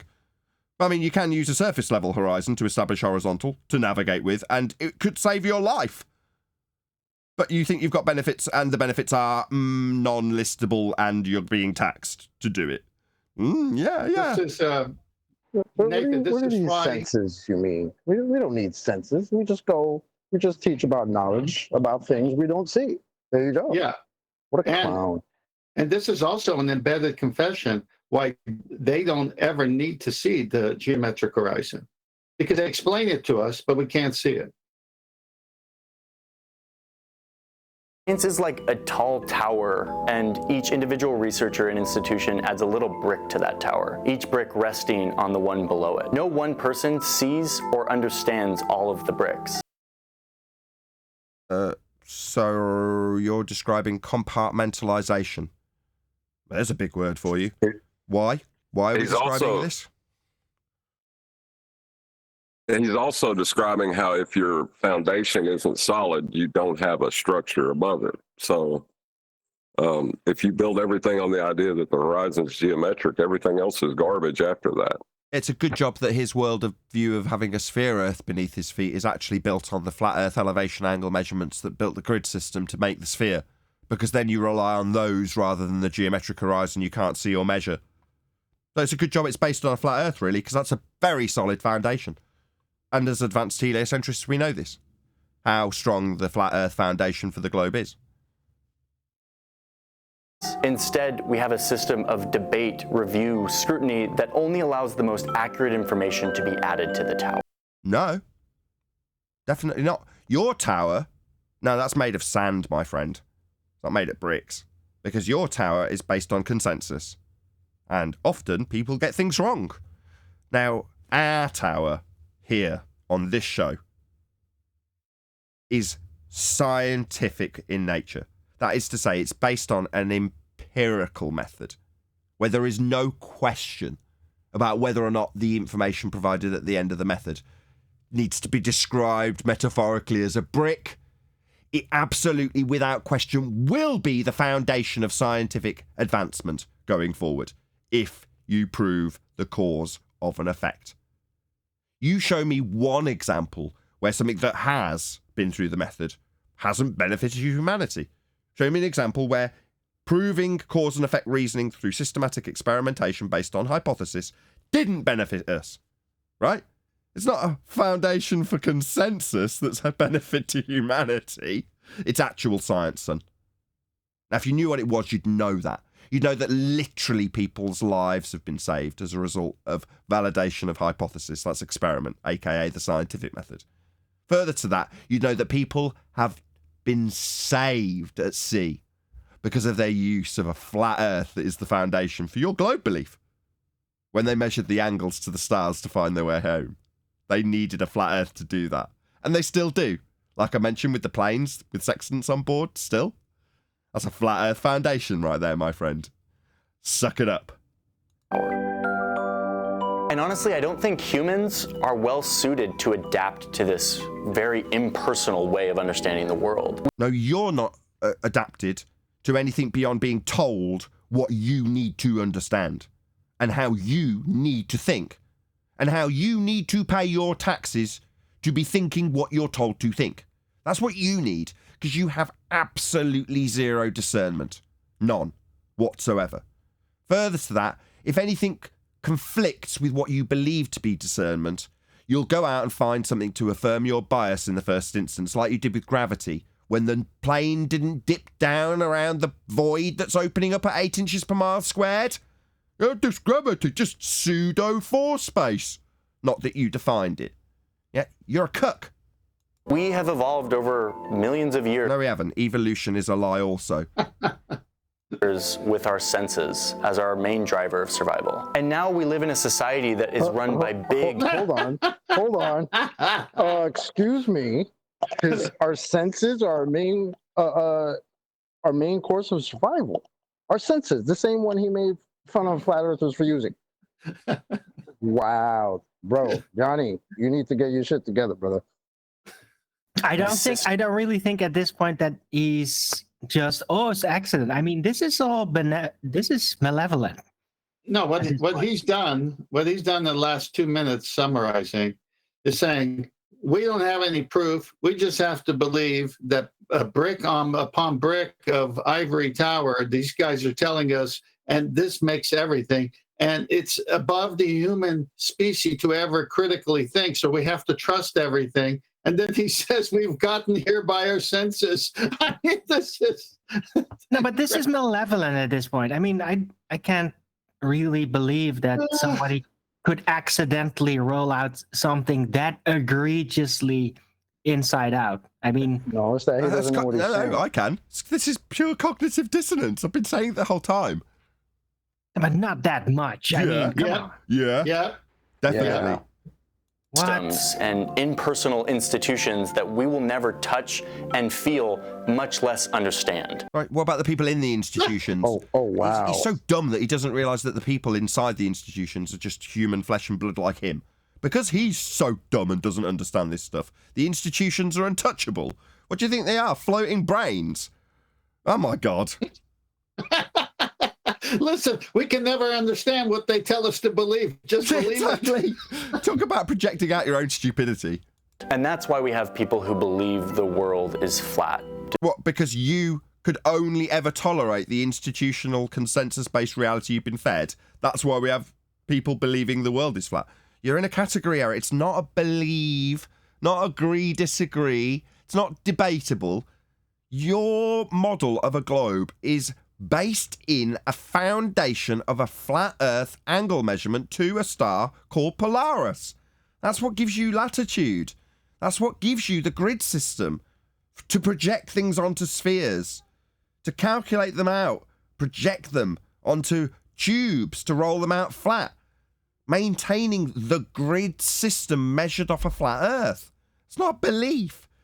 That's how it's used. Yeah, go and have a look at how the celestial sphere works. Now, you might see it with you in the centre of a globe Earth, with a globe Earth wrapped around you, you're in the core, and then around that you've got the celestial sphere, just to keep the numpty normies happy that there's still a globe involved. But it's absolutely redundant. It's surplus to requirements. You don't need the globe. The angle's coming from the celestial sphere, and the plane is the equatorial plane, again, derived from measurements to the stars. That's angles off a flat plane. This isn't a belief. These are facts. Facts that you don't understand as an amateur heliocentrist / anti-flat earther. Despite conclusive evidence. What conclusive evidence? You gave us a load of crap that you showed, and we pulled apart every single aspect of it, including the on for 1 fraction of 1 second picture that was actually down the barrel of Parallax's telescope. Yeah, that DJ? Contrary. This belief is a proxy for a much larger paradigm that mistrusts anything that you can't touch and feel. What? I mistrust anything that you can't touch and feel because you've got a belief and a trust in stuff you can't touch or feel. This is projection. And so, yeah, I'm really sad that only 84% of people can... 72.4% of statistics are made up on the spot. Vic Reeves. Say with certainty that they've always believed the world is a globe. And that... Hold on a second. Nature, can you hear me? Yes, Nathan. What percentage of wanker is this guy? He's about 94.7% wanker. Thank you, nature. Thank you for that. That was classic. Quick shout out Thank to you, Mother. Jamal's24, who says, the level of misunderstanding by the host and panel is mind-boggling. I just got here, but I already know I'm going to need a few hours to process what I've been hearing. Maybe 4. Well, you need maybe 4 more hours to process it, JMels24. Very subtle indeed. How many people are watching? You might get your wish. Nah, there's 100 people watching. Why? What's going on? Why such massively variant numbers? There was like 140 people watching yesterday. Today, 100. What? I don't get it. Anybody got any idea why the numbers are so massively, wildly variant? It's Friday. It's snowing. Of course. He was right in front of my nose the whole time, Arwin. Well, snow influences the mood. That's 64% for younger Are we going to grade this guy? Well, yeah. I did make a mental note of that, John. I was going to get to that. Only 64% of people. Like, that just blows my mind, and it's incredibly sad. But... Sorry, where did you get the statistic from? How big was the focus group? He just read it somewhere, and now he thinks he's really smart because he has this statistic, which he probably doesn't even know how that information was derived at all. So he's just blabbering like an idiot who thinks he's really smart. Not at all. I mean, he gave you some very good advice to ask nature. I did. And we got a 94% on the wankometer from nature when I asked. Listen, he's sad because more people aren't duped like he is to question authority. Duped by knowledge of things we haven't seen. Right. Way to go. And senses that should be ignored, except we've survived all this time because of our senses. Look, no. Don't get too hung up on details, man. You do not understand the separation that he's given us, right? There's the institutional senses that are completely infallible, and then there's his senses. And he don't know nothing, he don't understand, so must trust taxes paid on many men with good brain. That's right. Floating brains. Yeah, also, the floating brain, the infallible floating brains.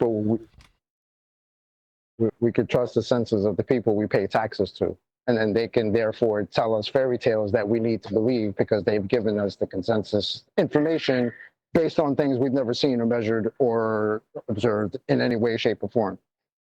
And the government standards that are applied to this knowledge, I mean, we all know how high government standards are. So, it's very expensive. So, therefore, this is the top quality information that we all need and should adhere to. It's based on consensus.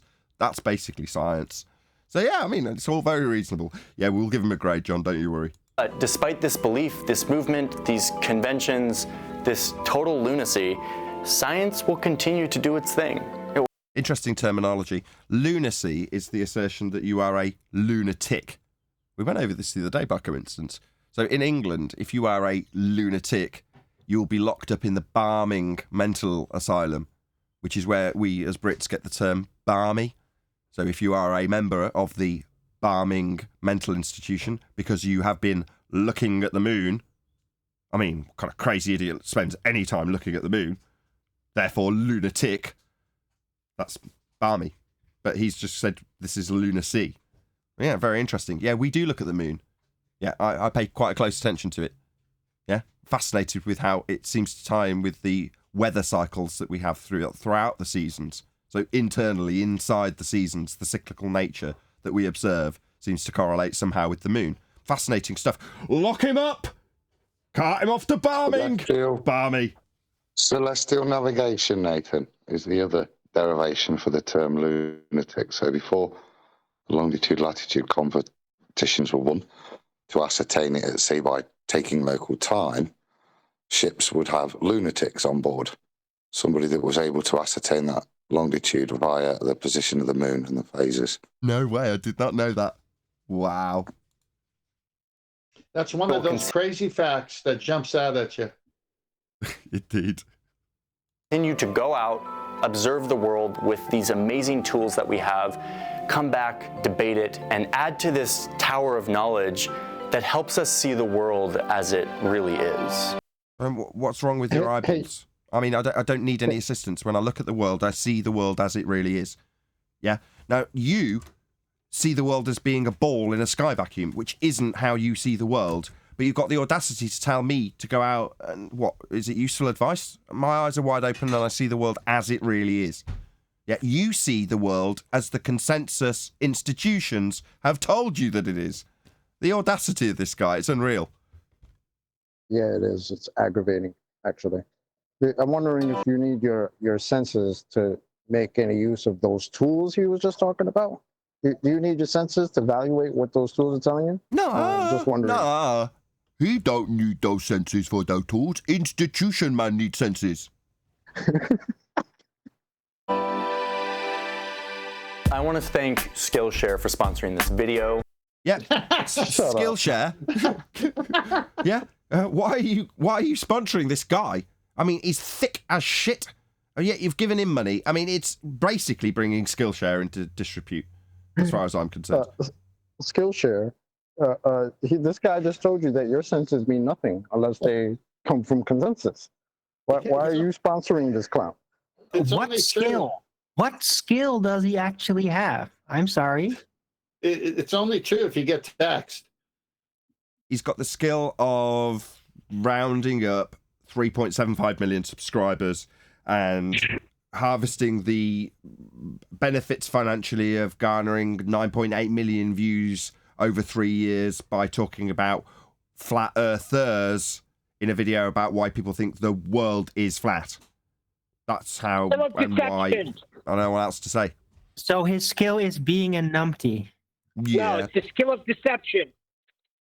No. What he's doing, he's providing a channel for all the heliocentrist, globe-loving people to feel comfortable amidst their logic and reasoning, telling him it's not a globe and we're not spinning. So he has to do this show to cuddle these people. Yeah, because the consensus, like I said before, is a very nice, warm, comfy blanket. And he can't go to sleep without his little blanket of consensus, in which they can use their senses to tell you about things that we've never seen. This guy's out of his mind, bro. So he's like conspiracy cats. If he knows that the awful truth would be devastating to him. Yeah, that's exactly how I view it, Neil. But with that, I'm going to say, first and foremost, be sure to let Johnny know that we've responded to his video with a little comment on his video. Hopefully a link will go past in the live stream chat now. And you can let him know Nathan Oakley 1980 sent me. And we love your stuff. You know, don't scare him off with a horrible comment telling him Earth is flat. But let him know Nathan Oakley 1980 sent me. But with that, I'm going to wish, first and foremost, a huge, massive, enormous thank you to both Discord and G+ panels for making today's live show possible. If you are watching this on either Nathan Oakley 1980 or Nathan Oakley premiering streams, however, stay tuned as there will be an after show to follow. Another massive thank you to all of you who smashed the super chat, liked, commented, shared, subscribed, joined as a Nathan Oakley 1980 channel member, and all that good stuff. I've been Nathan Oakley once again. Stay tuned if you're watching on an after show, and I will see you all in the next video.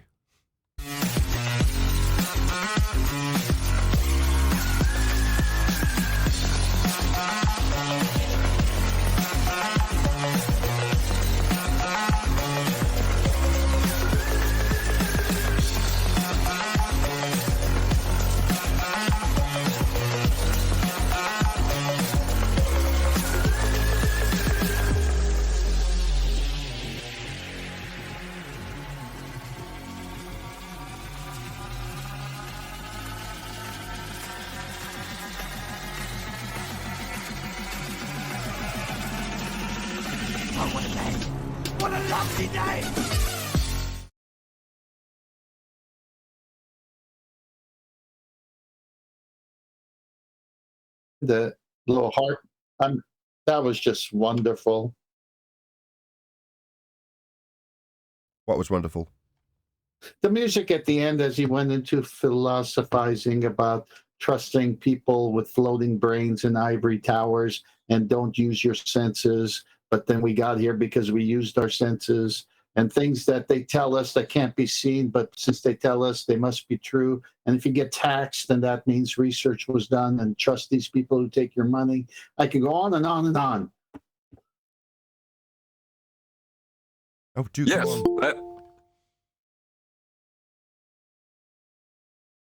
Go on, John. I'm going to say, as perpetuating the lie that is heliocentrism, he's doing very well. That was the end of the video, by the way. I don't know if you realised. That's why I rounded out. Yeah, we did. But see, that's good because we're advanced heliocentrists, and we can see that he's advancing heliocentrism on the base level. I missed all of it. Can you summarize? He did a crappy job of putting out, I'm not going to say it was 2015 rhetoric. It was more like 2016, early 2017 rhetoric. Huh. Which is I a bit thought late. It was the same? Same guy as yesterday. Yeah, same guy as yesterday. He didn't slowly recover to 2016, did he? No. Let's put it this way. You would have enough numpty clips in just today's show to last you a year. Yeah, I'm going to have to go back and listen to it. Okay. It was good. Hey, we good for ball busters tomorrow? I thought you said there was no ball busters. You told us no ball busters. I'll tell you what, you must be in some type of dreamland. You told us no ball busters. I've been saying ball busters all week. Me and Adam's been talking about it. Oh, okay. Paula, there's going to be ball busters on Saturday, and contrary to what I told you. Don't let him do the presentation.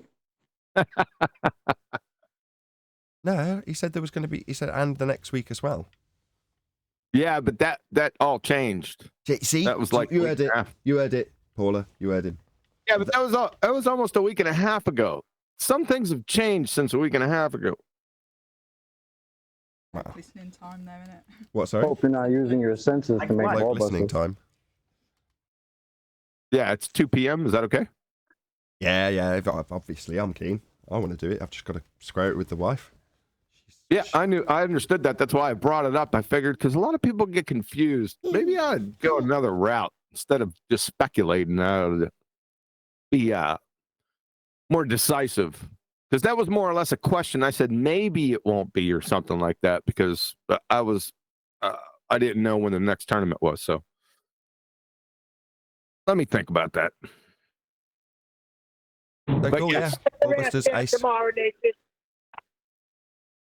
Yeah, ace. Great. Okay. You hear Adam? No. Go ahead, Adam. Tell him. What? Don't do the show. No, don't let him do the presentation. Don't do the presentation. Well, then it'll end. Then all your spontaneity will go. You plan to do the presentation, but then let it just evolve naturally. Evolve? What's that mean? Well, yeah. I don't know. Have you got a definition? That's a poor damn choice of words around me. It was, It's wasn't like it? it's like fine wine. It will age.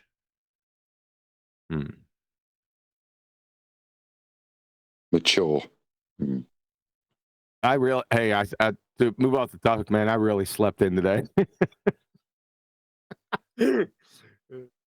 I turned over, it's 9:38. I said, good sleep. Yeah, we found out today that our senses are null and void unless they come from the same people that give us scientific consensus. So, yeah.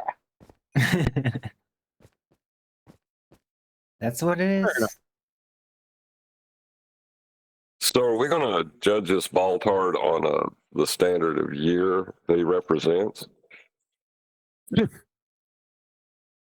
From what I heard, it was like 2015. He's just your regular average skank and file. He's even worse than your skank and file Baltard, right? He just stumbled into the genre and decides it's called Dunning-Kruger. He just stumbles in and just starts spouting off things he picked up off Wiki. How many people? I know I say that a lot, but there's been a lot more of that recently.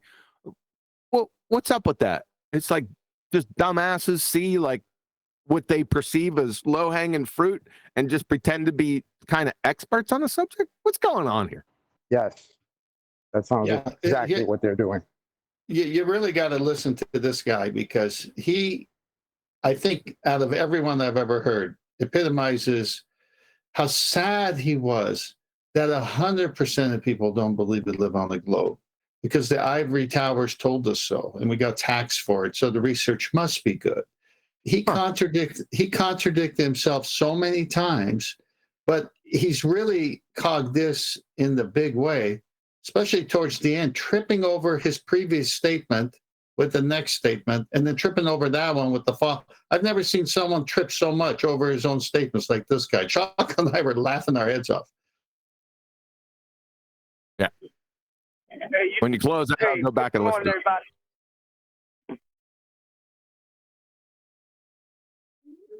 Go ahead. Hello.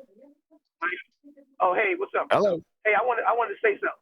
Do you ever think too that as obvious and blatantly ridiculous, absurd that these heliocentric assertions and claims and how these guys keep on repeating the same thing over and over again, it's quite obvious that the gig is up, that a lot of them are basically doing it for subs, like Neil said, for subs and likes and everything and followers, basically to make some money because you got to get on one side or the other in order to grab a specific audience to be able to profit from people's ignorance or entertainment.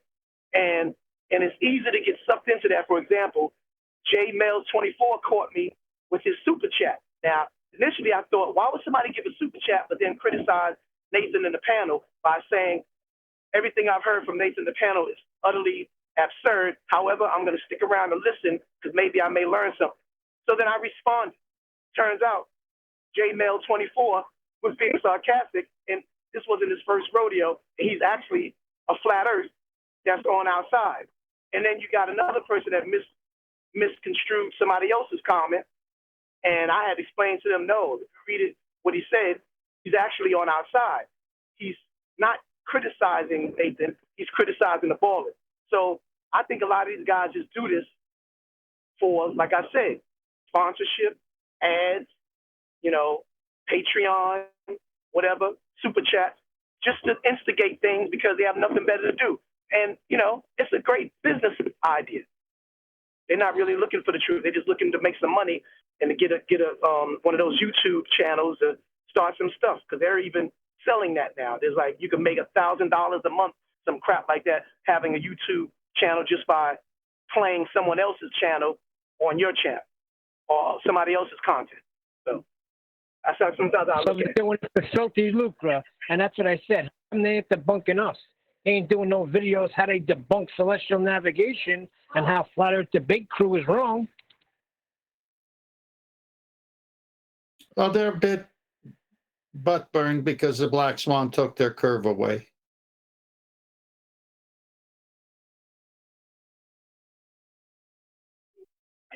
Yeah, Black Swan killed it. Black Swan.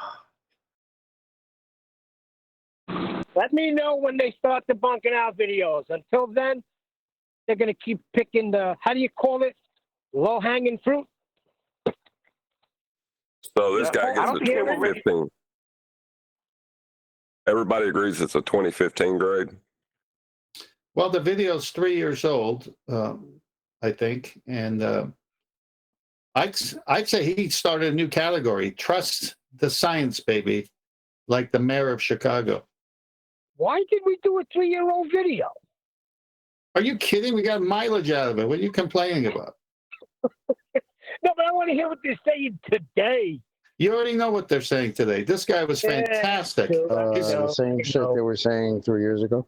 Yeah, What they're saying, they were saying 4 years before that. What do you mean? And you, I'm sorry. There are a few differences. One of them being science doesn't prove things. The other one being we've never seen the geometric horizon.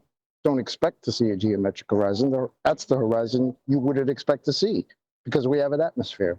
Well, they didn't say that 5-6 years ago because they were telling us boats were disappearing around this thing that they now tell us we can't see. We've never seen. Yeah. Some things have changed. You mean like exoplanets? Right. Oh, yeah. He actually used terrestrial refraction correctly, so he gets a 2015 grade.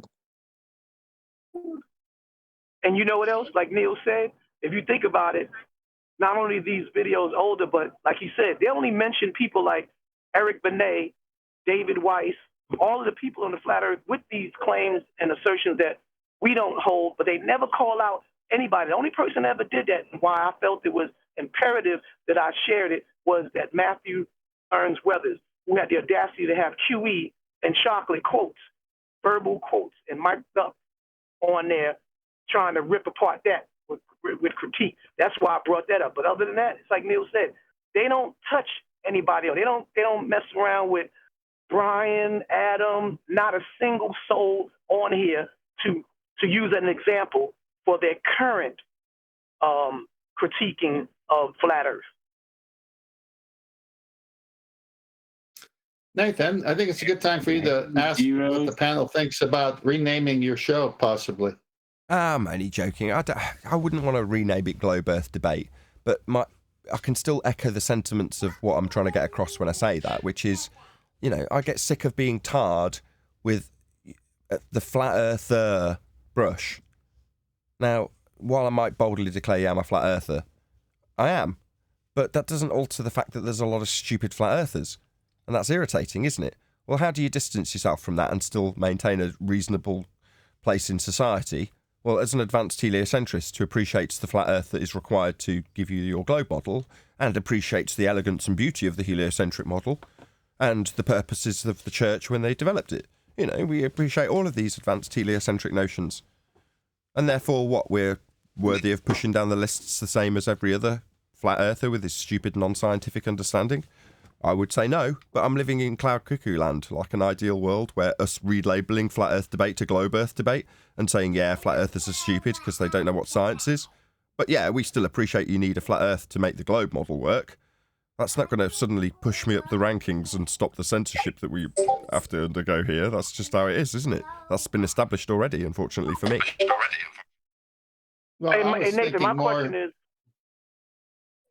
Yeah, I was thinking more along the lines of advanced heliocentrism needs flat Earth, and how we can explain to them how they got their heliocentric universe and a spinning ball from a geocentric universe on a flat plane.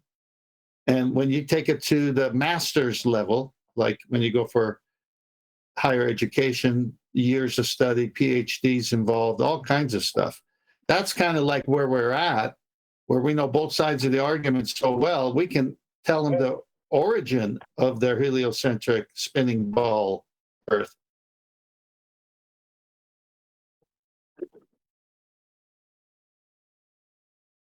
Yeah. I mean, we're doing it now anyway, but if you put it as a title somehow, I don't know what the algorithms will do, but they'll come here to find out where it all came from.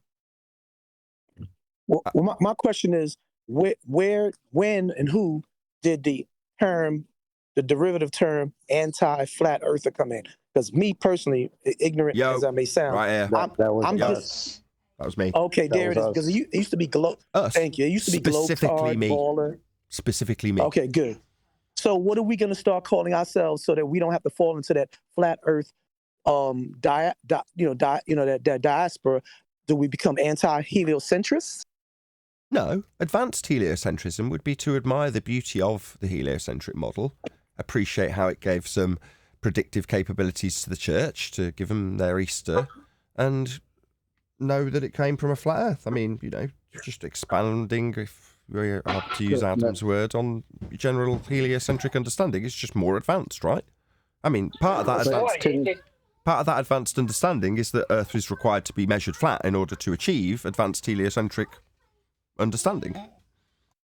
Same predictive capabilities the Sumerians and Babylonians had with a flat Earth about the eclipses. They just say it's from a globe. That's all. I just find it funny how Nathan jumped on that credit. That was me. That was me right here. You heard it. Well, can you actually state why we had to you had to differentiate between what we used to call globers or globetards or whatever into anti-flat earthers? Yeah, please expound. Do that, please.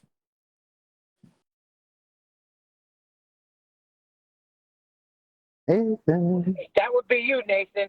He went for coffee, or he went to write down. I'm here. On the credit. What, I'm here? He thought he was talking to me. You thought he was talking to me. It's just noisy here. It's just noisy. I've got the kids all around me. Oh, okay, I get it. No, so what I said was, because it sounds like maybe him, and just to clear it up for people, maybe go into why we started calling some of these guys anti-flat earthers as opposed to just globers and globetards. Okay, because number one, all they were addressing generally was us, which is flat Earth, if you want to stereotype us, right? And further to that, you can't call them globe believers because they're not adhering to the globe rhetoric. That is to say that they'll assert things that aren't actually globe rhetoric or go against standard globe rhetoric in order to get around a flat earther's overcome of that globe rhetoric. So, for instance, Simon Dan, you and your reference frames have been ruined. It's like, I don't have any reference frames. You need 2 of them. But you're more than willing to go against the original globe claim of Coriolis drift with 2 reference frames at 15 degrees an hour and tell me that my reference frames are ruined to overcome my argument. Hence, anti-flat earther.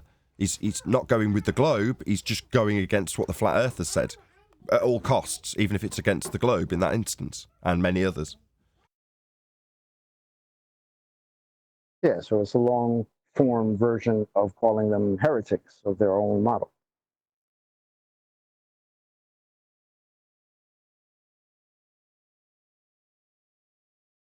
Does that make sense, D-Rose?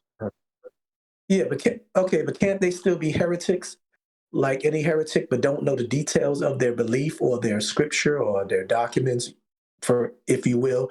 And the reason why I asked that, my main question was to go to, I sense that Nathan and the panel, we don't like to be inclusive or being put in a generalized concept or label as someone who's saying all these things about the ice wall and about things beyond, and like Nathan made a point about, well, Admiral Byrd was not a flat earther. You know, he's making sure that he's specifying what that represents as a flat earther. So if there are people out there who are saying things that make us look or sound contradictory in what we're saying, because we're speaking the most accurate truth as possible, and these people that we're hearing on the video talking about, well, Eric Debate said this and this one said that. And if it's not what Nathan says, I don't say that. We don't say that here. What do we call ourselves? We already got the anti-flat earthers versus the globers. What do we call ourselves to make ourselves? You're on the right vein, but you've kind of got the wrong end of the stick in a way. And the reason is because you're asking that question. To be asking us, well, what do we call ourselves? No, it's not important. It's not relevant. It doesn't matter. The subject is flat Earth. Now, the people who profess the Earth is flat are flat earthers. Now, the people who profess the Earth to be flat might be talking complete crap when it comes to actually disseminating the nature of the geometry of the ground we're standing on. Just because they're a, quote, flat earther doesn't mean they know what they're talking about. Now, by comparison, a priest doesn't necessarily have a really good understanding of the Bible when he tells you what the Bible says. Or in this case, telling you that the world's flat from a flat earther doesn't necessarily mean they've got a good grasp of the subject. So what do I want my audience to take away? Well, I don't want them to take away that you need to be part of the Nathan Oakley 1980 group. Subscribe today. Please smash the super chat. I've got a GoFundMe campaign running. But no, that's not what I actually want. I want them to understand how the nature of Earth works for their own benefit, as opposed to become part of a flat earthery group that goes out and tells the world how it's flat. No. Just if you can appreciate the world for what it is, based on just knowledge that we pass on here, there's no necessity to be in any group. What benefit does it serve? I got you. I think before I go, D-Rose, he's basically saying if you, and obviously you are because you've been on the show a lot, follow it, is don't make claims that you can't back up. And all kinds of people are into flat earth with all kinds of reasons. And some of their arguments really stink and they can't back them up. So don't make any claims you can't back up. All you need to do is take the globe claims and put them to the test and they will all be debunked. You don't have to prove we live on a flat earth. You just have to debunk globe earth. However, if push came to shove and you want to go by Oakley's Angels, you can. And you know what? To add, I mean, when I bring this up to people, like I don't usually introduce myself as a flat earther. If the subject comes up and I get that look like, oh, you're one of those guys, really all I say is I'm just one of those people that no longer believe I live on a magical spinning water ball flying around in a vacuum. I don't tend to say flat earther. I let them do that because I don't care. But me, myself, I don't usually identify as that. I'll say, yeah, after the conversation's already in full swing. But as an introduction, that's how I usually say it, because that statement usually gets them to look at me a little weird. And I like that, so I don't care. So it's all good. I do a two-part system. I go geocentrism or heliocentrism first, and then I go to what chocolate says. Right.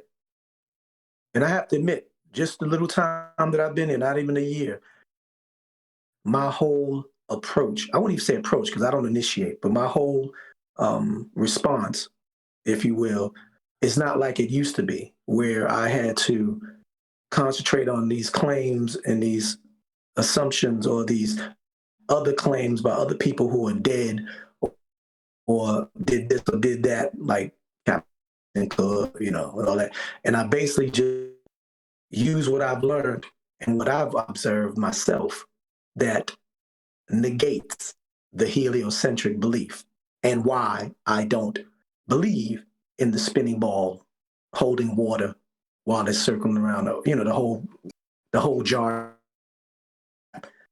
And when you do that, you don't set yourself up to making those false assertions that you cannot back up. I have you have to base it on a third party. Well, Captain Cook. My word. I have a little different strategy. I just come right out and tell them I'm a flat earther. And you got a problem with that? That's my technique. You're so that explains your hobby, because you're a straight arrow. I'm the same, QE. Even though as much as I moan about it and say I should detach myself from it and whisper into the mic that I don't mean it, it's because, no, I boldly declare that. Not as in, I'm so flat and proud. Sarcastically, I have said that in the past too. I just mean that, yeah, I am a flat earther. And then I end it with, you got a problem with that? And then I said, make my day. Nice. If I may just interject, I haven't said much, I'm listening. What I would say though, Nathan, is that, look, preach what you teach, or, practice what you teach. So if you go around saying you're a flat earther, don't go around telling everybody, don't say you're a flat earther then, okay? You're sending mixed messages. And be careful of dividing, okay? Please be careful of dividing within the community, because we are in a community, regardless of what you might be thinking. Okay? Well, the flat earth community. Nah, we're in flat earth is not a community. No, truth is the community. The people. Hold on. I refer to the people who call themselves flat earthers. That's what I'm talking about. Don't try and split the atom here. Don't try and overwork it. No, I agree with you. That's I agree. I accept that. Thank you. As disappointing as the community is to me, I accept that. That's why there's no point beating around the bush.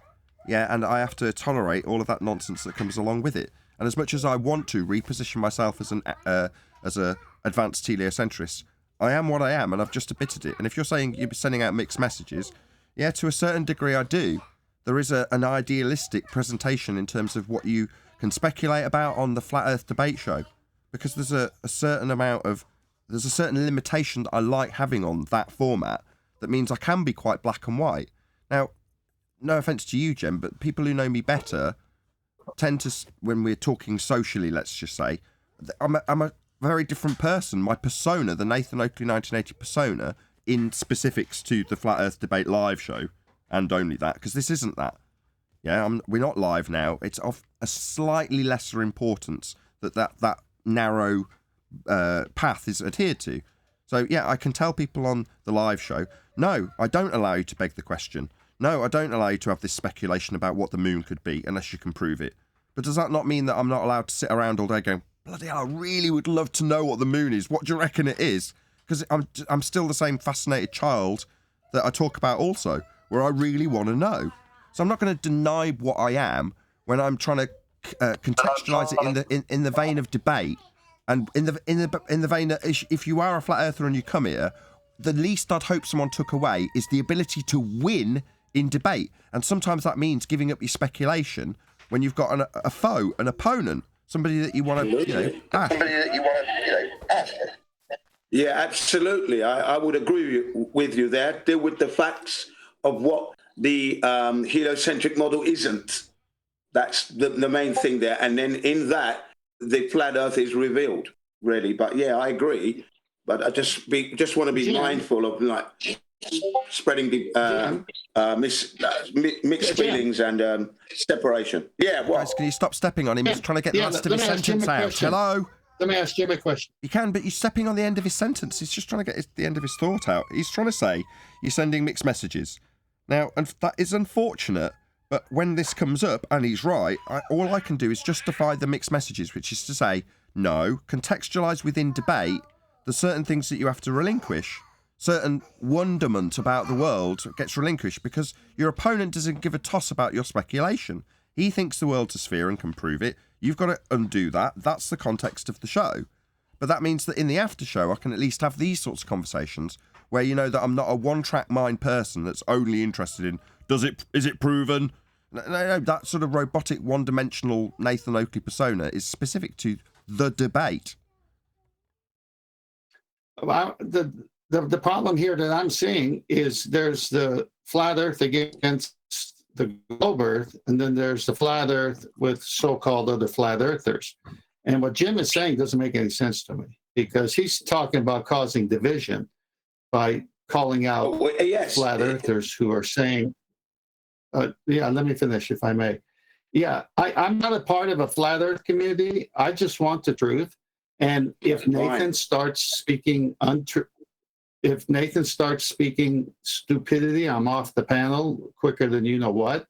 So when Globebusters, Jaron, Witsit start saying stupid things, and we go to them peacefully and say, hey, what basis do you have in saying these things? Because they're pretty much out there. Do you have any proof for them? And then they become like, no, these are things we from our side believe in, even though you guys over there don't. So now I don't want to be a part of that community. I want good doctrine. I want stability. I want a foundation, because I want to be able to prove, my point. I can't have some Yahoo over there telling me about ether when he says it's not manifest, and then go on that road and then say science doesn't prove things when that's all science does. So yeah, the dispersion that you don't like and I don't like, because I do it here with you. I don't like it. Going on, but it's there. But we have to deal with it, brother. I mean, we have to call them out. If I may now, you are going on a bit. Yeah, right. What I'm trying to say is, go ahead, Jim. What I am trying to say is, you're going to have to allow people to have their own speculations, because that's what it is. We can't go up there to prove anything. You know that, I know that. But let's not separate ourselves. You got to man up. We all agree that the Earth isn't a spinning ball, and that, hang on, let me finish. That should be the binding force regardless of speculation. Speculation, we're all free to speculate. You're never going to prove anything because you can't go up there. Okay? So don't separate yourself from the generalisms and that lot because they have a different speculation than you or you disagree. I disagree with them, but I still hold them close. Hang on. I still hold them close. I don't say them and me. Okay? Right. They called us scammers. That's number one. All right? They called us scammers. That's number one. We never said that to them until they came out and started attacking us. They denied the scientific message, Jin. Okay? That's it. I'm not part of that community. I'm part of truth, and that comes right here at the QE, Flat Earth Debate, Nathan Oakley, Adam Bryan, 10th Man. That's where I am. So you call it what you want. Now, man, I want to say something. I want to say something. Chocolate, yeah, chocolate, and Eli. I want to say something. Hey, Jen, I understand where you're coming from 1,000% because unity is foundation. However, like the brothers are saying over here, at the end of the day, being that we're dealing with a side that believes in suspicion, speculation, belief, wonderment, what ifs, could you imagine this and that? In a debate, you cannot, and you know this, Jim, you cannot use that while you're under attack or when you're being questioned or there's an inquiry thrown to you by a person who's new to the table. You have to use that which you know. Now, absolutely correct. Is it out there? Yes, the speculation. Yes, the speculation is out there. And we know there are people who wear these badges, call themselves flat earthers with these channels and these platforms who are out there dreaming and speculating without evidence of scientific methods and everything. Now, we can't help that. So, but when they approached those individuals and those individuals became belligerent and started slandering people, sometimes you have to kick people in their ass, excuse my language, or throw them under the bus and let everybody know this is what it is. And if that means that they're divided from us, so be it. Because sometimes when people are in the locker room that are a poison or a cancer, they have to be taken off the team. Whether they still wear the jersey around, it doesn't matter. We know, and we're putting it on the record, these cats are not where we're coming from. That's all I'm saying. But I understand what you're saying, Jen. We look, divided. We look weak. Because the heliocentric side, they're all divided. They're all over the place. They don't even know how to quote a claim on assertion. Nathan brings it up. They're like, huh? Never heard of that. You ask them how many miles it's spinning. Huh? I don't know. But that's not our business. But we have to make sure that we stick with truth. Yeah, I'm with you on that one. And I will be the first to tell Generism or Bob Nodell or Dave Weiss or Mark Sargent and all the others to their faces that when you speculate, keep that clear and loud so that the listeners understand that you have no proof of what you say. It is purely speculation. And then people will understand the integrity of what you're talking about. That's what I think. But we don't want to be dividing ourselves because of different viewpoints. I think that's not good at all. Exactly. I don't call it dividing. I call it separating. Hold on. I call it separating myself. Can you mute? From the... Go on, Neil. I said I call myself separating myself from the shit that's out there. Because that's what's out there. Shit. We dealt with it. It's over with. Yeah, they're still popping up all over the place, but they still haven't come up with some definitions of words. What were those words? Electrica? Electrifa? Come on. It's a joke what they're talking about over there. And then you got another guy saying, well, it's not as far ahead because there's mountains. Give me a freaking break. Yeah, things like that is ridiculous. Those are little, that's ridiculous. Okay, if I may, last point that I will make is this. If you really feel like that and you're going to hold that position, which is your freedom to do so, then you should always, whenever you get the opportunity, let that bunch know exactly how you feel. So that, because what you're saying is they're kind of bringing Flat Earth into a little bit of disrepute there, with their speculation and not being clear. And I will definitely let them know that through Skype, because I'm in contact then with it through Skype. So I will definitely let them know that they need to be careful because they're not looking good. I'm sure that'll go beautifully. Okay, Jim, that's what caused That's what caused the division. We told them nicely, stop speculating, and then that caused the division. And the division started because they got on their platform and started telling they did a published video calling Nathan a scammer. So I guess we need to start reviewing. If we are going to do it in private as a quote community, like Jim said, then we need to put them, like you did. You put them on blast like you did. You did that to Jaron and them. Put them on blast, let everybody hear what they said, pause it, and then dissect it and critique it there to explain to the public why this is incorrect and why it's not, like Nathan says, why it's not appropriate and conducive to use this speculation. Not only that, D, they said they're going in chats all over saying end flat earth debate. Hashtag end flat earth debate. We know. Okay, so who's doing the dividing, Jen? Who's doing the dividing, Jen? It's not us. It's them. I'm definitely going to be going in to contact them in the next couple of days, each one of them, and let them know then they have a question to answer. That's what I'm going to put it down to. Are you trying to cause a divide? Because up to all these 8 years, you've done some really good stuff, but the recent stuff you're doing is upsetting the hardcore, the ones who put the boots on the ground. Okay, you're here on your seats, but those with the boots on the ground, the real soldiers, they are concerned, and you're insulting them whilst they're concerned. Alternatively, anyway. just don't. Just leave them alone. Like in The Godfather. Don't poke the bee's nest. When he says, so long as your interests don't conflict with mine. In other words, typically, that side of the discussion, the flat earthers we're talking about here, have just got on with whatever they're doing, and we've just left them to it. Now, that's pretty much the status quo until one of them comes along and tries to convert us like a bloody Jehovah's Witness and tell us that we should be talking about ether. And we go, okay, well, what's your evidence for it? And when they don't provide any, and we say, oh, well, you haven't actually provided any evidence for it, they get very annoyed and then start calling us scammers. That's the reality of the situation. So I would prefer you just left them well alone. If they come proactively to us to peddle their ether belief, for instance, then we'll do as we do with anybody that comes here with claims. That's what I'm saying. That's how I opened up with you in this regard, Jin. Right? In terms of the live show, could we speculate? We could have just gone, oh, fellow flat earther, yeah, we'll speculate with you. We'll put your arm around you and speculate about ether.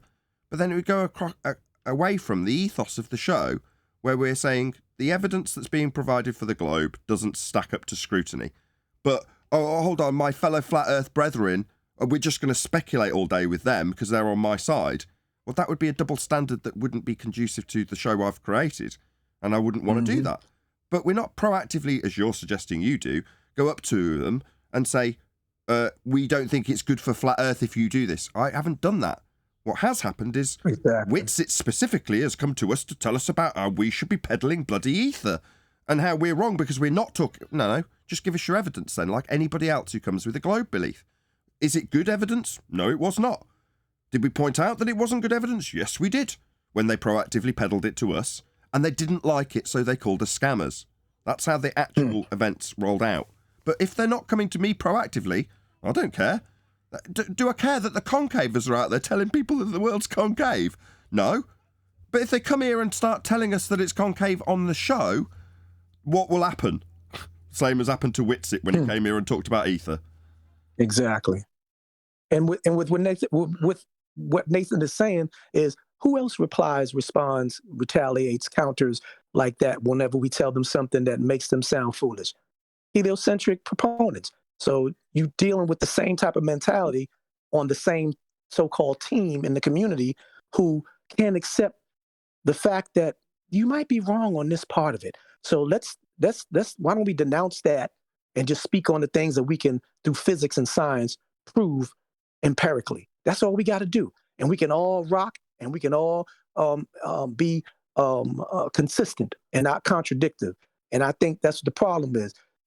They couldn't take it like the way Rufus and all them other people on the heliocentric side couldn't take it. So what they do, you're dum-dums. You're stupid. You don't know this. You don't know that. Y'all are scammers. So who drew first blood? That's why I agree with Neil. We ain't got to be friends with them. We ain't got to be comrades with them.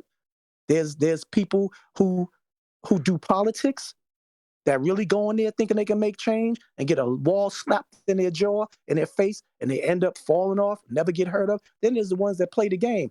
And like I said, remember I was talking about the people that's in it for compensation and for monetary gain? For all we know, they could be just doing this for subs, for likes, super chats, just to keep it going because there's money to be made in these debates. They don't really care about ingenuously in their heart to tell the truth and nothing but the truth to their stability.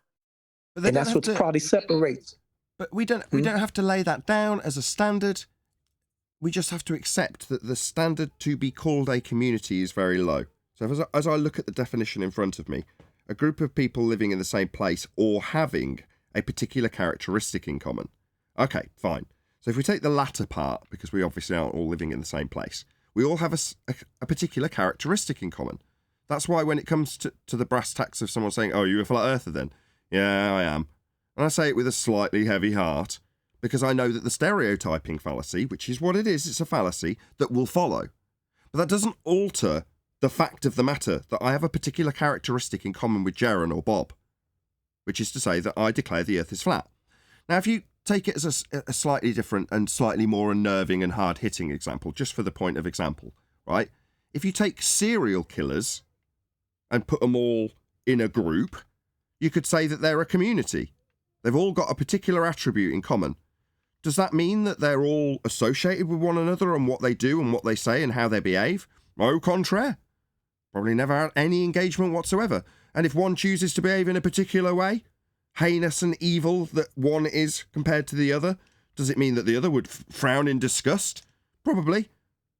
That doesn't mean anything, in other words. The fact that we are in a community with people who we disagree with doesn't mean that, A, I have to tell them that because you have the same label or attribute that I do, you have to behave in a certain way. I don't believe that it's my place to do that. But likewise, given that I run a show and encourage people to come here and tell me about the nature of Earth as they believe it, I do encourage and commend someone like Whitsitt for coming and giving us his take on the nature of Earth. Now, obviously, the standards he's got to adhere to in terms of evidence to back what he claims, and if he doesn't adhere to them, he's going to know about it. But that's as far as it should go. You know, no harm, no foul. You didn't provide a decent enough standard, but that's it. That's the end. But when you find that so objectionable that you've got to tell your audience that I'm a scammer, then that becomes a big problem. Not a problem that I necessarily even have to do anything about. It's not necessarily a reflection on me at all, unless they actually provide evidence of scamming. Now, beyond me begging, which is what it really boils down to, it's a softened term when you say e-begging, when I put my hand out because I've got broken electronics and say, please support my GoFundMe. That's just begging. Okay, I'm poor. But is that scamming? No. Has he shown evidence of scamming? No. His version of scamming is describing the scientific method. That's what his evidence was. Do I need to concern myself with that? No, because anybody with any mild degree of discernment is going to realise that's a load of nonsense. And anybody who believes him, well, okay, you believe him. Good for you. Your guru told you I was a scammer and you believed him without evidence. Well, there you go. There's your discernment level. Clearly, you're not exactly going to be welcome here because when you tell us, like Jaron or Whitsitt do, that we've got ether because there's a counter space that we can't experience, you know, we will laugh at them and that might be offensive, but it doesn't necessarily mean that I'm a scammer because I've proven them wrong or shown that their evidence is lacking. But that's the community that we have to put up with. But does it mean that when, no offence to Eugene, you come along and say, oh, well, we shouldn't be scorning our fellow community members just because they have something in common with me, doesn't mean I'm going to agree with them on anything they say, ever. And that's true with everybody. Like, literally everybody, including the panel and you. That's just me. And I would hope that anybody who comes to my channel, no offence to the panel, but it has got my name on it, that they would see that as the standard that I want to adhere to. When I say, yeah, I don't care if you leave with a flat earth belief. Doesn't bother me.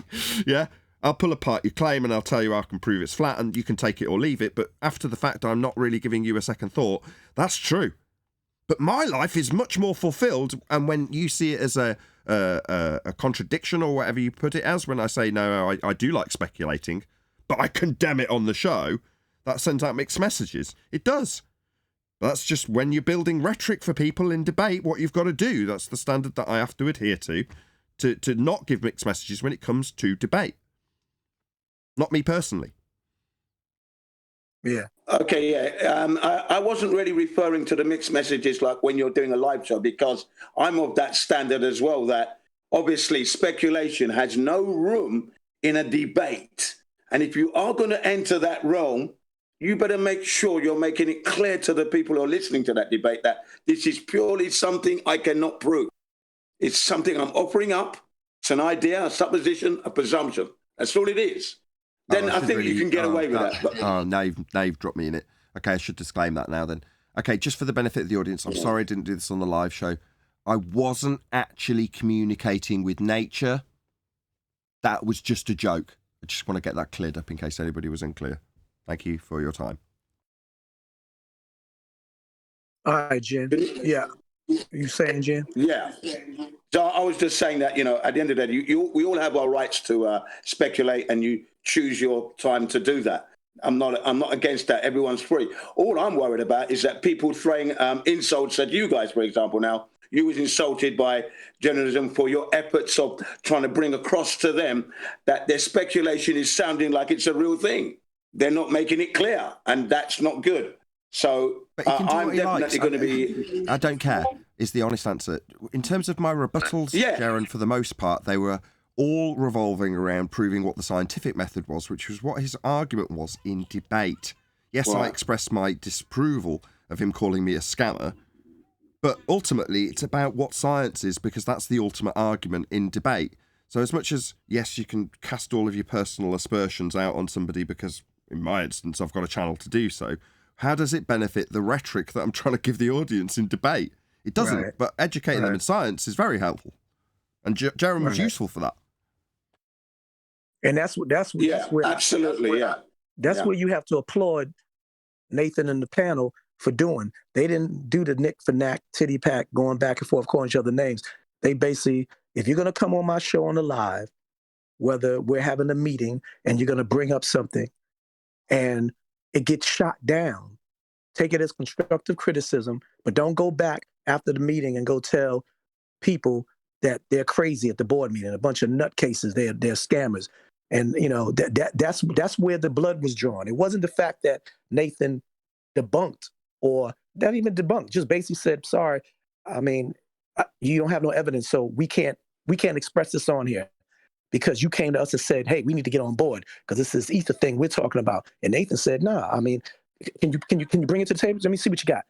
No, I don't. I can't put that on my show because it's all speculation. Leave it at that. It should have been left at that. And you go tell your ether story while we're doing this. We're still on the same page with Flat Earth. No offense, but that's scratching the surface, giving me a lot of credit, more than I probably deserve. But you forget things like Adam, right? So Adam set himself the task of establishing where they had attempted to give us rebuttals or answers to questions that we'd raised.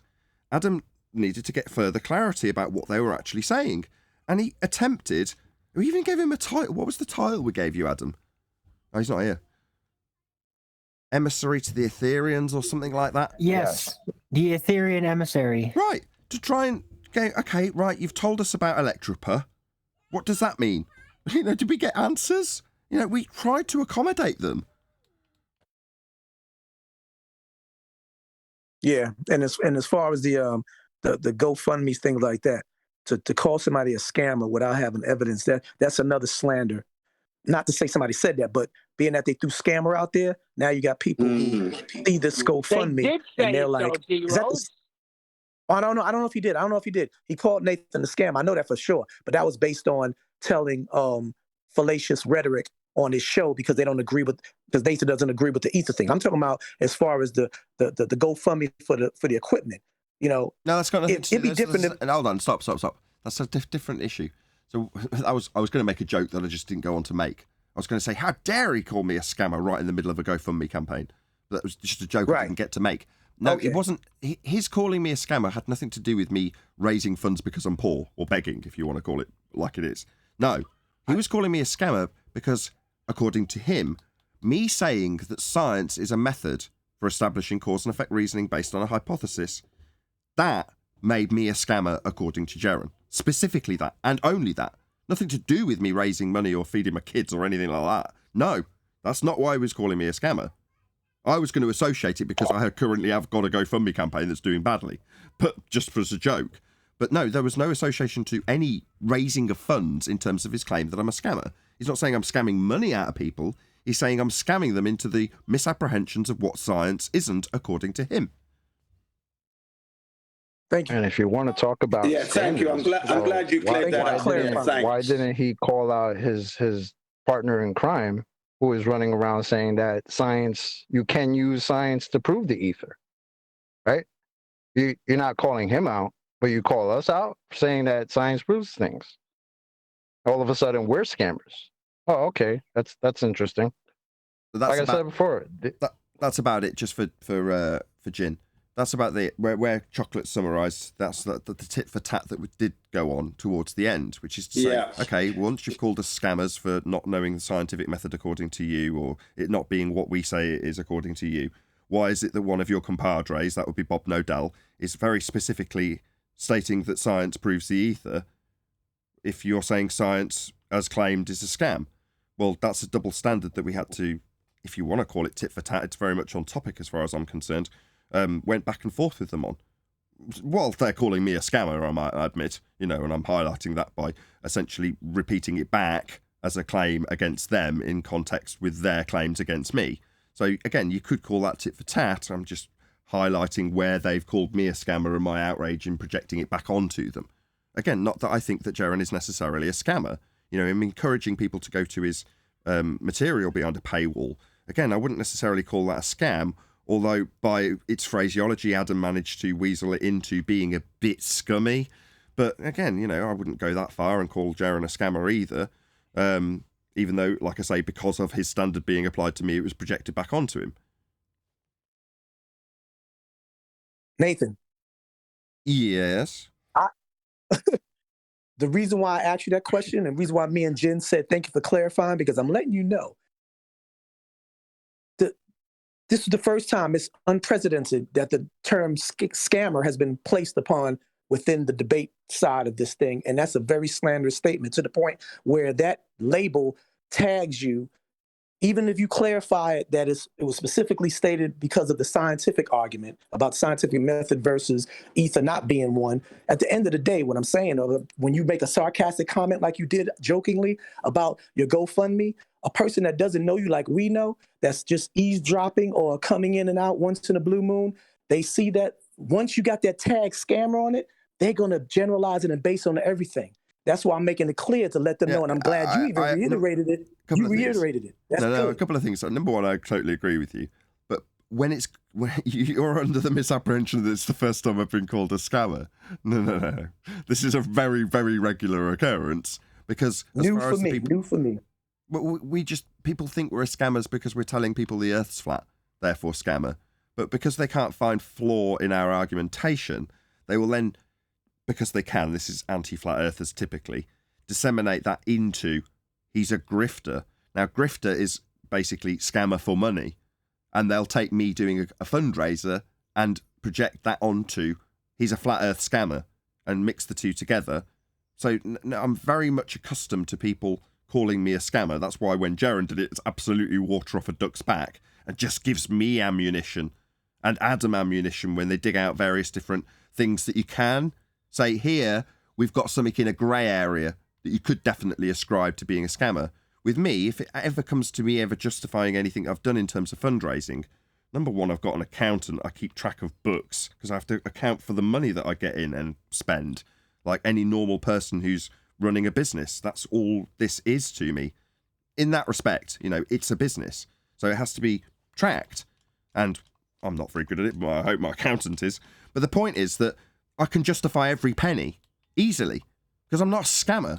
So when it comes to a fundraiser and someone says, well, okay, so far you've got up to 270 quid on your GoFundMe for the sake of argument. Where did that money go? Well, I'll get a receipt for the guy who fixes the amp because I haven't raised enough funds to get a new one. but I have raised the funds to fix the one that's broken. It's currently in repair. And I'll get a receipt for it. So if someone says, well, what did you do, you grifter, with the money for your GoFundMe? It went on precisely what the fundraiser was for. Here's a receipt. And that's the end of any assertions that I'm a scammer. Poor, definitely. Scammer, absolutely not. But Jaren's claims that I'm a scammer, water off a duck's back, mate, because of the amount of times that people call it me, simply because I'm scamming them into belief that the Earth's flat. Or the best one, you're only telling people Earth's flat so you can scam money out of them. You're like, oh yeah, because it's super lucrative. It's like a little gold mine telling people you're a flat earther. Like, man, people are nuts when they make these sorts of assertions. But if you're a moron, you can't see through that base level assertion. You know, you just go, yeah, flat earther. Definitely right then, definitely scamming. I only need to hear the word to believe it's true. There you go. And you nailed it. I agree with you with the latter. Like you said, for monetary compensation, telling people a lie, selling a false product, that's scamming. Lying is one thing, because lying, you don't have to get anything in return, compensated for people that believe you. But when you're making funds from it and you're giving a farce, that's the scam. And that's why it's so slanderous in law, because it can hurt your livelihood. Your whole business could be snatched up and sent and just crushed because of that one false allegation. And that's why I was saying how water off a duck's back. To me, it was unprecedented to me because I was new it in the community, but still, I just thought it was such a, and your reaction was rightfully so, the way you were very upset. And you go back and listen to it in your voice. It wasn't just water off your back. You was insulted, maybe because it was the last time that you're going to let somebody get away with that, or it was the first time you ever heard it and you was so appalled. I was appalled because I was stiff upper lip. It was water off a duck's back. I am a very strong male. How dare you? Come on, man. You know what I mean. Well, maybe he was a little upset because we've spent years trying to distinguish between science and pseudoscience, right? Nathan's gone on Jaren's show. He's gone on Glowbusters and spoken about science. To come to, after how many years, 6-7 years now, to be called a scammer by the same person, when somebody on his own side is sitting there saying that science proves some other shit, and he's saying that science doesn't prove anything. Like, who wouldn't get upset at that type of, I mean, we've had people come here and tell us our standards are too high. Well, if that's what it's going to take, then yeah, that's what it's going to be. Because what the hell are we doing running around talking out of both sides of our mouth? And then you call us out, but you don't call out your mans? Like, what What are we supposed to do with that? How is that going to rock in the hood? Exactly. You know what I mean? It's not going to rock.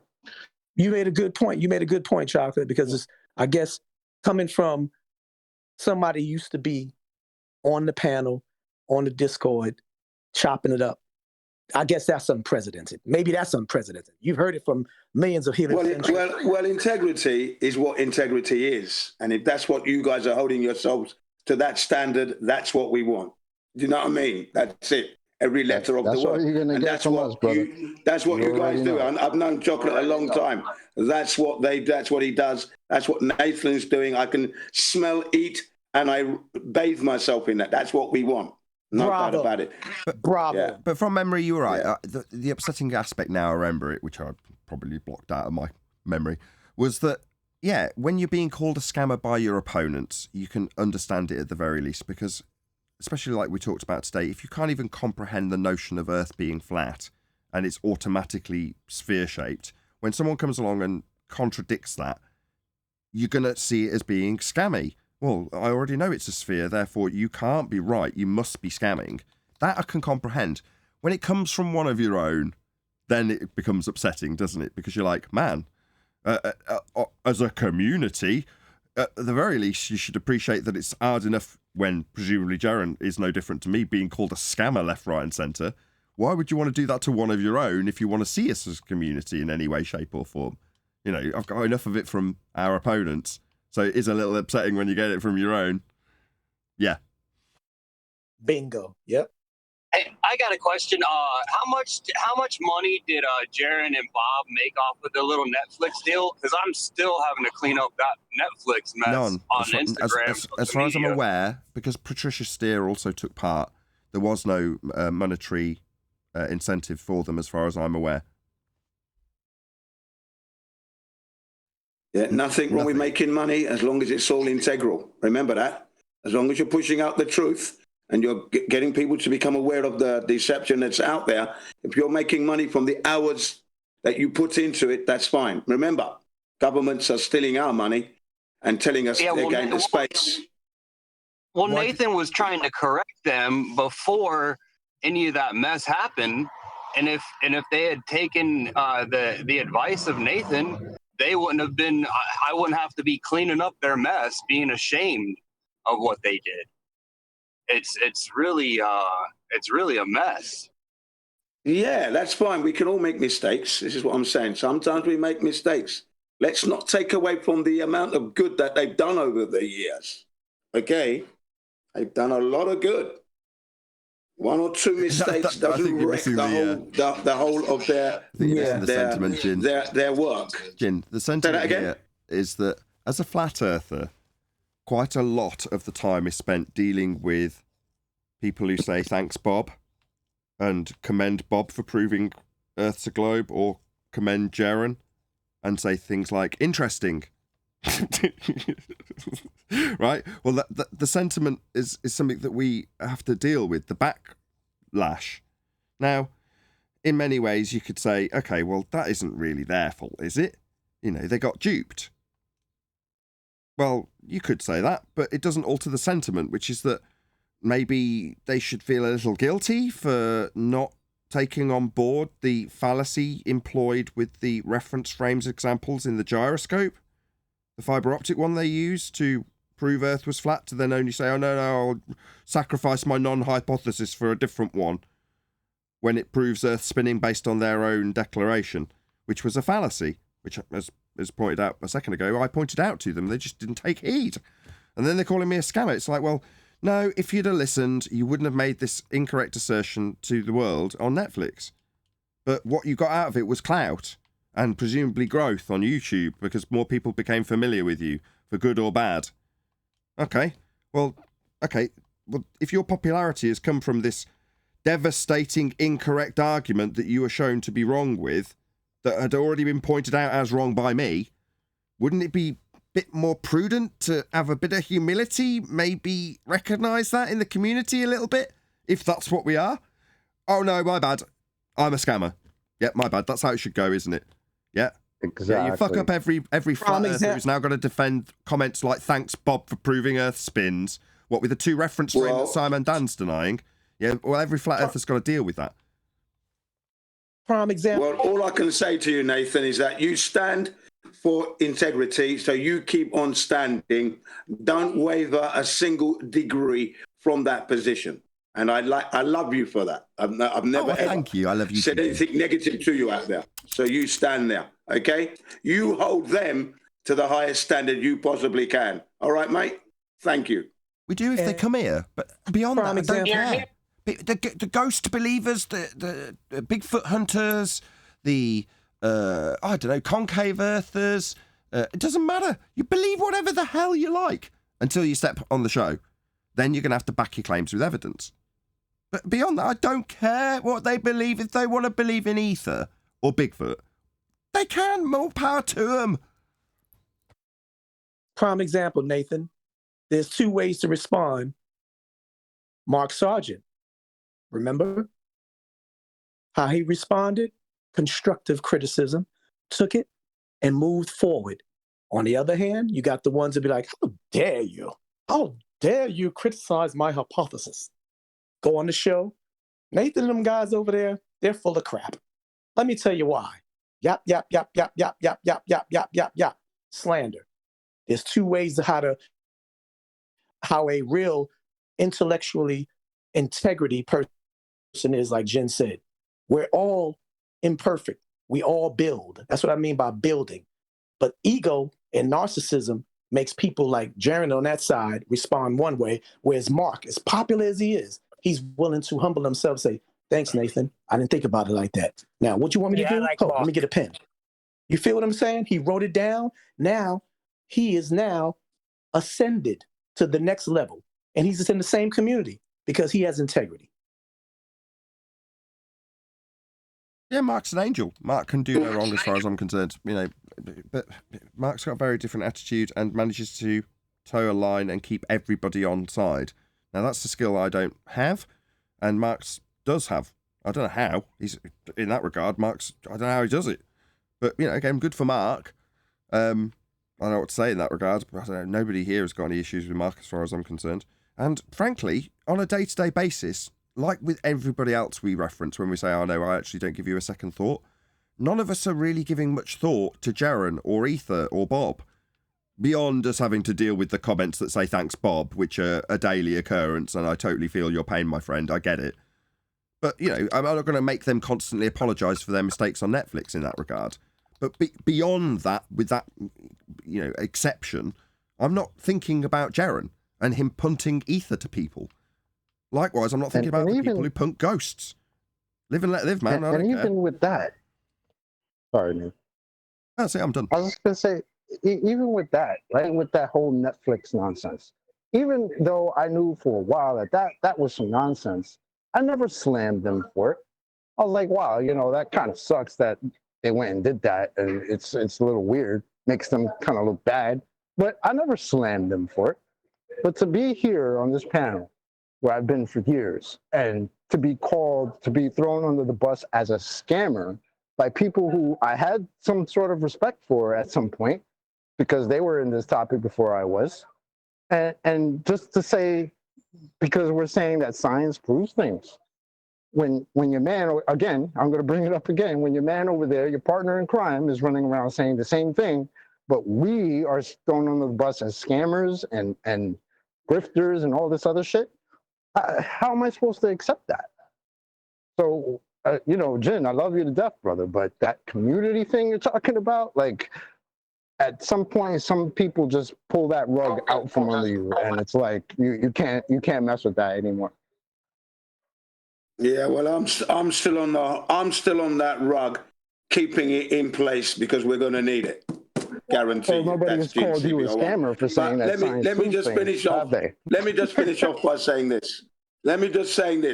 When it comes to the flat Earth thing, the flat earther thing, and I'm talking to people about the heliocentric model and how it doesn't exist, and they call me a flat earther, I said, yeah, that's right. And you're a flat earther by default. You're a flat earther in denial, and you're a flat earther gonna be. Guarantee you that. That's what I always say. All right? That takes care of the flat earther thing. Gets their backs up, but it's the truth, isn't it? They're flat earthers by default. We were born on a flat earth. They're in denial. You're about 4 months late, by the way, with this little appeal. And number two, what has Globebusters brought the flat earth community? Friggin' NASA photos? Ether, man. Ether, dielectric acceleration, no fuel in jets. I'm not joking. I want a serious answer to this. In the what? 7-8 years that they've been here, what have they given to flat earth other than saying or posting NASA photos and saying, look, these aren't real? Give me some cowbell. What else? 1, 2, 3, ABC. Let's have a look. Well, I mean, they've highlighted the flaws in the heliocentric model. They've educated the people on the story of Copernicus, Galileo. They've done a lot of work. Come on, let's not be silly here. Okay? I'm not being silly. So get specific. Well, I'm being specific. They've done quite a lot. They've pushed out a lot of information regarding the deception of the heliocentric model over the last 8 years. They've exposed, like you said, NASA and all their shenanigans. Okay? Jim, all right? Hey, Jim, no, not okay. Not okay. That's generalized. Specifically, please. Well, I'm being specific. That is me being specific, mate. Here's another way to rephrase. That's general to me. Jen, let me give you an example. Here's another way to rephrase your specifically general. Hold on, guys. Yeah. Jen, let me give you an example. Name an argument that has come from Globebusters that has been used by flat earthers to destroy Globers. Good one. Or let's say lack of curvature. Let's say lack of curvature, for example. I mean, that's an argument that they bring up regularly. Lack of spin. Oh, really? That's their specific argument, not just the argument of all flat earthers ever. That's there you go. They brought lots of arguments. Jen, I know you love them, but they brought nothing to the table. Stick to your NASA phone. Yeah, Netflix, Jaron actually refuted that. So that's not true. Check this out. That's what goes back to what QE is saying. Just one sec. That's not true. Jaron has brought a lot to the table. How could you say that? Go ahead. Hold up. What QE is asking. Hold up. The thing about bringing it to this, I think this is what QE is asking as far as bringing to the table. It's one thing to regurgitate and reiterate and expound upon what's already the general topics of points that debunk heliocentrism. But what has any of them from their panel brought to the table new, innovative, unknown, well, I'll tell you. other than what? That's the point. Well, nothing. They just basically expound everything. Nathan here is the place that brings the topic that's never been discussed. Science and physics, the actual reality of the earth, not the things that everybody's talking about and just breaking it down a little bit more and putting it in their own little style and their own little splash and bells and whistles. Okay, that's the point. I've got to disagree. Right, if it wasn't for Jaron, I probably wouldn't be here. Now, don't get me wrong, I found the information Thank you. But with a lust for the information, I went looking for it and found Jaron and found the original Globebusters before it was Globebusters. And what they used to do with the ISS watch and with smokescreen design, especially, smokescreen design, I can't believe I'm even saying this, unbeknownst to him, as weird as this sounds, debunked the presupposition of the R value in 2014. It was one of the very first videos I watched, and even QE has since referenced that video from Smokescreen Design, where he points out Red Rhetoric's use of an R value in presuppositional format. So he's pointing out an angle to the sun measurement or angle to the moon, and it was Smokescreen Design's response to Red Rhetoric's response to Jaronism in regards to the claims of the height of the moon measurement in the heliocentric model. And he shows that in both the heliocentric assertion, this is Smokescreen Design, and in the globe Earth assertion, you're essentially doing the same, what now turns out to be elevation angle measurement, proving a flat Earth. But then with the globe version, you just insert the R value. So he was the very first, via Jaron, as a result of a response to Jaron between him and Red Rhetoric and their debates and discussions that they had right in the early days. Well, I was bearing witness to that before I was making videos. So if you say Jaron hasn't had any influence, I mean, as much as he's calling me a scammer, I'm not going to decry what Jaron has done. I mean, that seems totally unreasonable. Yeah, but that's Smokescreen Design. Wait a second. That's Smokescreen Design. You're just giving credit to Jaron because he had a medium for it to be expressed. No, he didn't do shit. Okay, so by that standard, I'm basically superfluous to any discussion in this then, because I haven't done any of the research. I've just paid attention to you, Adam, John. Back in the day, it was Chris Monk, and what? Me. Who? Well, yeah. Who are you? Who's that? That was Arwin, of course. Oh, Arwin. You're forgetting about me again. I remember Arwin. Yeah, so do I. If I may just interject here. If I may just interject here now. Hold on, Jin. QE's into something. Go on. Yeah, go ahead. So, yeah, he was asking me, Jen. So what's the difference between Nathan and Jen? I agree. Yes. Oh, thanks a bunch. No, just messing with you, man. Right. No, you have taken. If I can interject here. Hold on. Who is talking? Are you, Jen? Just shut the hell up. Just give me a couple seconds. Go ahead, QE. All right. Yeah. Nathan, you have taken these arguments and articulated them. I can just off the cuff, the Coriolis argument. There is no one that has an acumen with that subject area as you. Nobody. So, I mean, that's and that's just one off the top of my head. I don't have a list over here, right? But there's a lot. There's a big difference between you and the numpties over there. You want me to make a list? You could, but it doesn't alter the pioneering status that Jaron has in this subject, no matter what you say. What did he pioneer? The exposure of the subject in the first instance, building a community for smokescreen design to be a part of, to discuss it, to feel comfortable enough on a panel, to put it to other people like me, for me to feel more comfortable discussing it. I appealed to Jaron's audience about whether or not to release a video I'd had on my playlist as a private video for a month and a half, something like 6 weeks or longer. And it'd been there, and I was so terrified to release it. The video was about me scaling one of the shuttles against some people and a fence that they were standing next to, and coming to the conclusion that it was 1/3 or potentially at most half-scale model that they're actually sending up from that launch pad, because it just didn't scale right. But I was terrified to release it. Well, but for the fact that I was in Jaron's chat when he did the original Globebusters on the Jaronism channel with Smokescreen Design and a few others, if he wasn't doing that, I wouldn't be doing this. Well, that pioneer status is... Okay, boy, you're a little bit long-winded, aren't you? Now, can I interject here quickly? No, you can't. No, we're not finished yet. I know he's a little bit long-winded on his show. I get that part. So we're giving credit to Jaron for the creation of his YouTube channel and providing a venue for the information to be put out. Okay, thanks, Jaron, for doing that initially, and the timing, because he was one of the first ones around. Thanks, but get the fuck out. How about that? And I Jid, real quick, I want to say real quick, I'll be fast, right? That's And let's why I give love you, Nathan- Huey.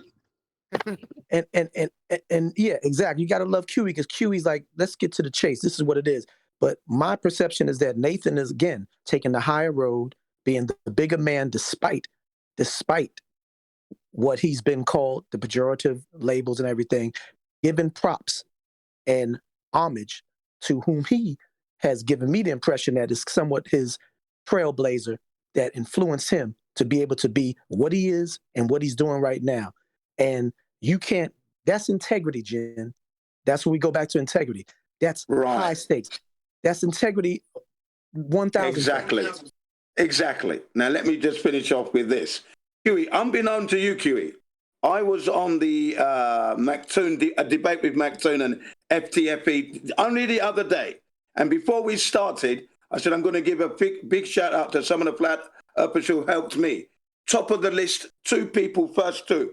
Robert Pisano and Quantum Eraser. You got a shout out from me straight off the bat. Stalwarts. If you go back, you check it. My word is my bond. Okay? So you are, for me, QE, you are the top of the list. I may not mention you every time, but when there's an opportunity, I do. Okay?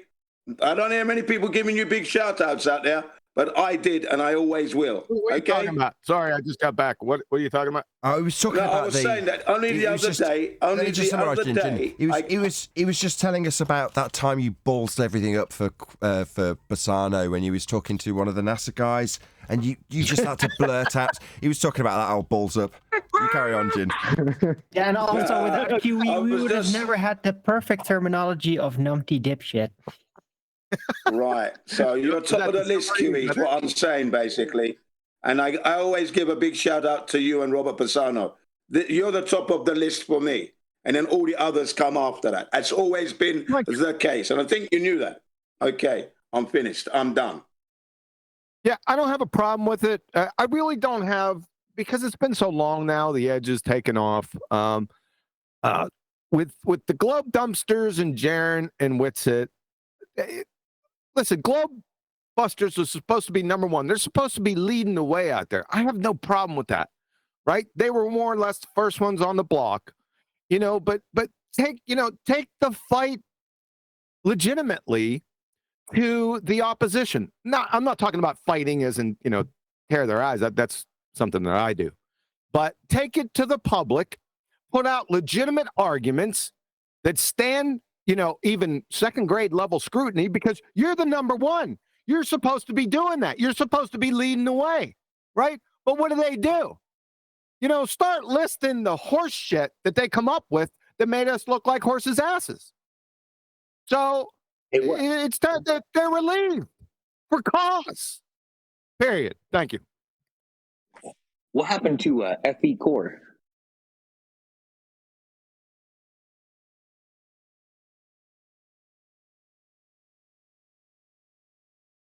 What happened to what? FE Core, the flat Earth scientists. I have no idea, to be honest. Yeah, that just fizzled out. They took money and just fizzled out, huh? Yeah, the engineers, the FE engineers. Yeah, I remember that. Yeah, because they on their site, they started talking about experiments. I even brought that up one day. I said, experiments. I even told them this was not in public. This was behind closed doors. I said, you got to take that experiment out of your frigging charter. Right? Because they even back then, they still don't get it. They still couldn't pass 5th grade general science. Even after, listen, I understand if you're not around the genre, you're not in the subject area, you're not educated. I got it. No problem. But, understanding what an experiment is, what a hypothesis is, shouldn't take me 1,000 fucking presentations. My kids got it in less than 30 seconds. Right? No swearing, please. They just blow right by that. Right? And then, we're based on experiment. Really? Well, fucking show one. No swearing, please. I couldn't. Yeah, I'm sorry. Go on.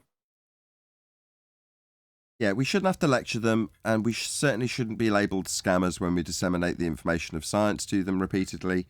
The reality, Jin, with Globebusters, if you want a summary, is that they've figured out a magic trick, which is if you use the colloquial use of the word science, you can get away with murder.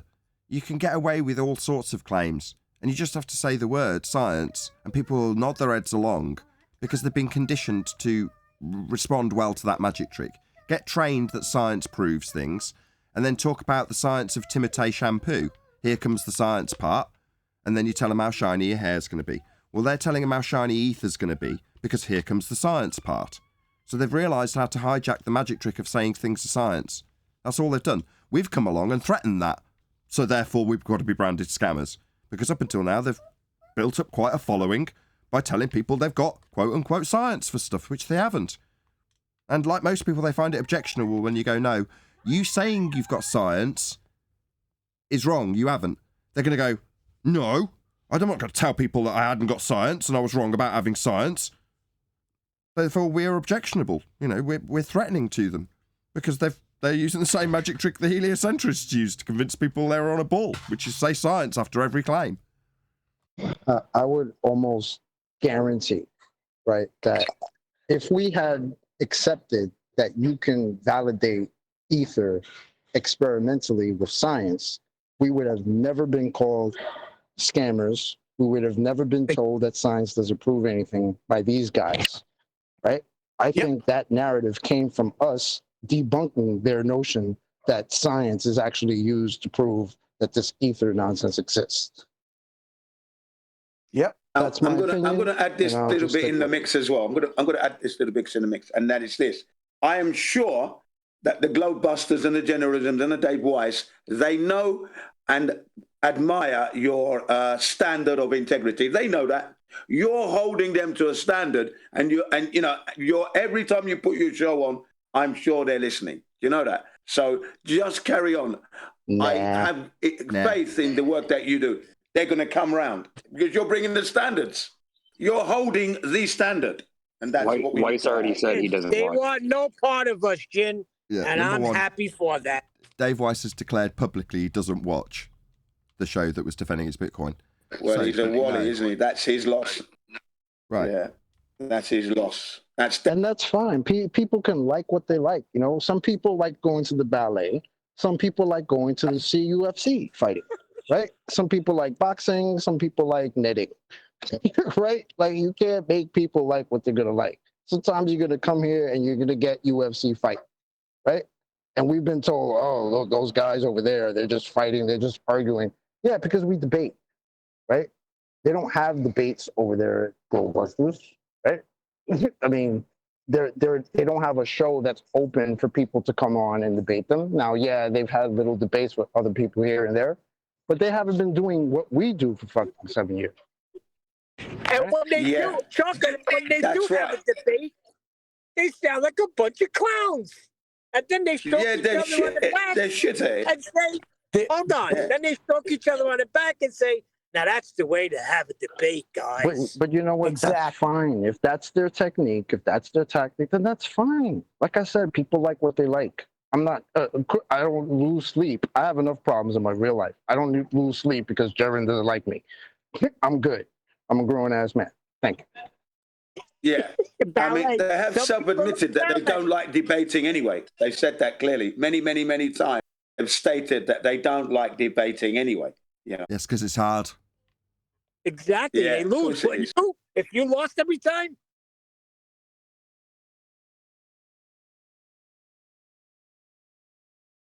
Anyway. No, I've never lost. I've never lost. To me, I don't lose. Biased consensus type of thing. They're like a biased consensus. You know, if you're down with the subject they're talking about, then it's all good. But they don't do like you have 10th Man and Brian going at it. You have Nathan correcting you know what I'm saying? You even got Aaron playing Baldwin. The technique here is unbiased. It's not a census. It's like you put it out there, and if it ain't correct, constructively and respectfully, you're gonna get checked. Over there, Zeros, it's one of those. You say you've been listening to us for a year. How many times have you heard us arguing between ourselves? Thank you. That's what I'm saying. That's the point I'm saying. Right? That's what I'm saying. We'll sit here and argue between ourselves to hold up our own damn standards. What are you talking about, Chocolate? We never disagree. Oh, we never do, right? You know doggone well. That's what makes it so great. What are you talking about, Chocolate? I love the ballet. The wise Alf is correct.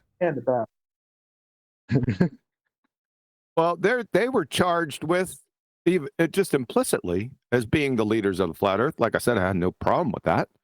I wanted them to lead out the way. Of course, we had to get through a couple minor issues along the way, but I didn't mind them leading the pack, right? Go take it out there.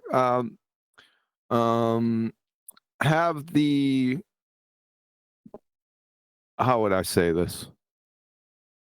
I'll just say have the venue or the portrait of flat earth to deal with, you know, maybe, I don't know if I wanted to have them go to the actual scientists. That's when we start getting into some problem areas because they're not actual scientists, but sort of be the public relations like head.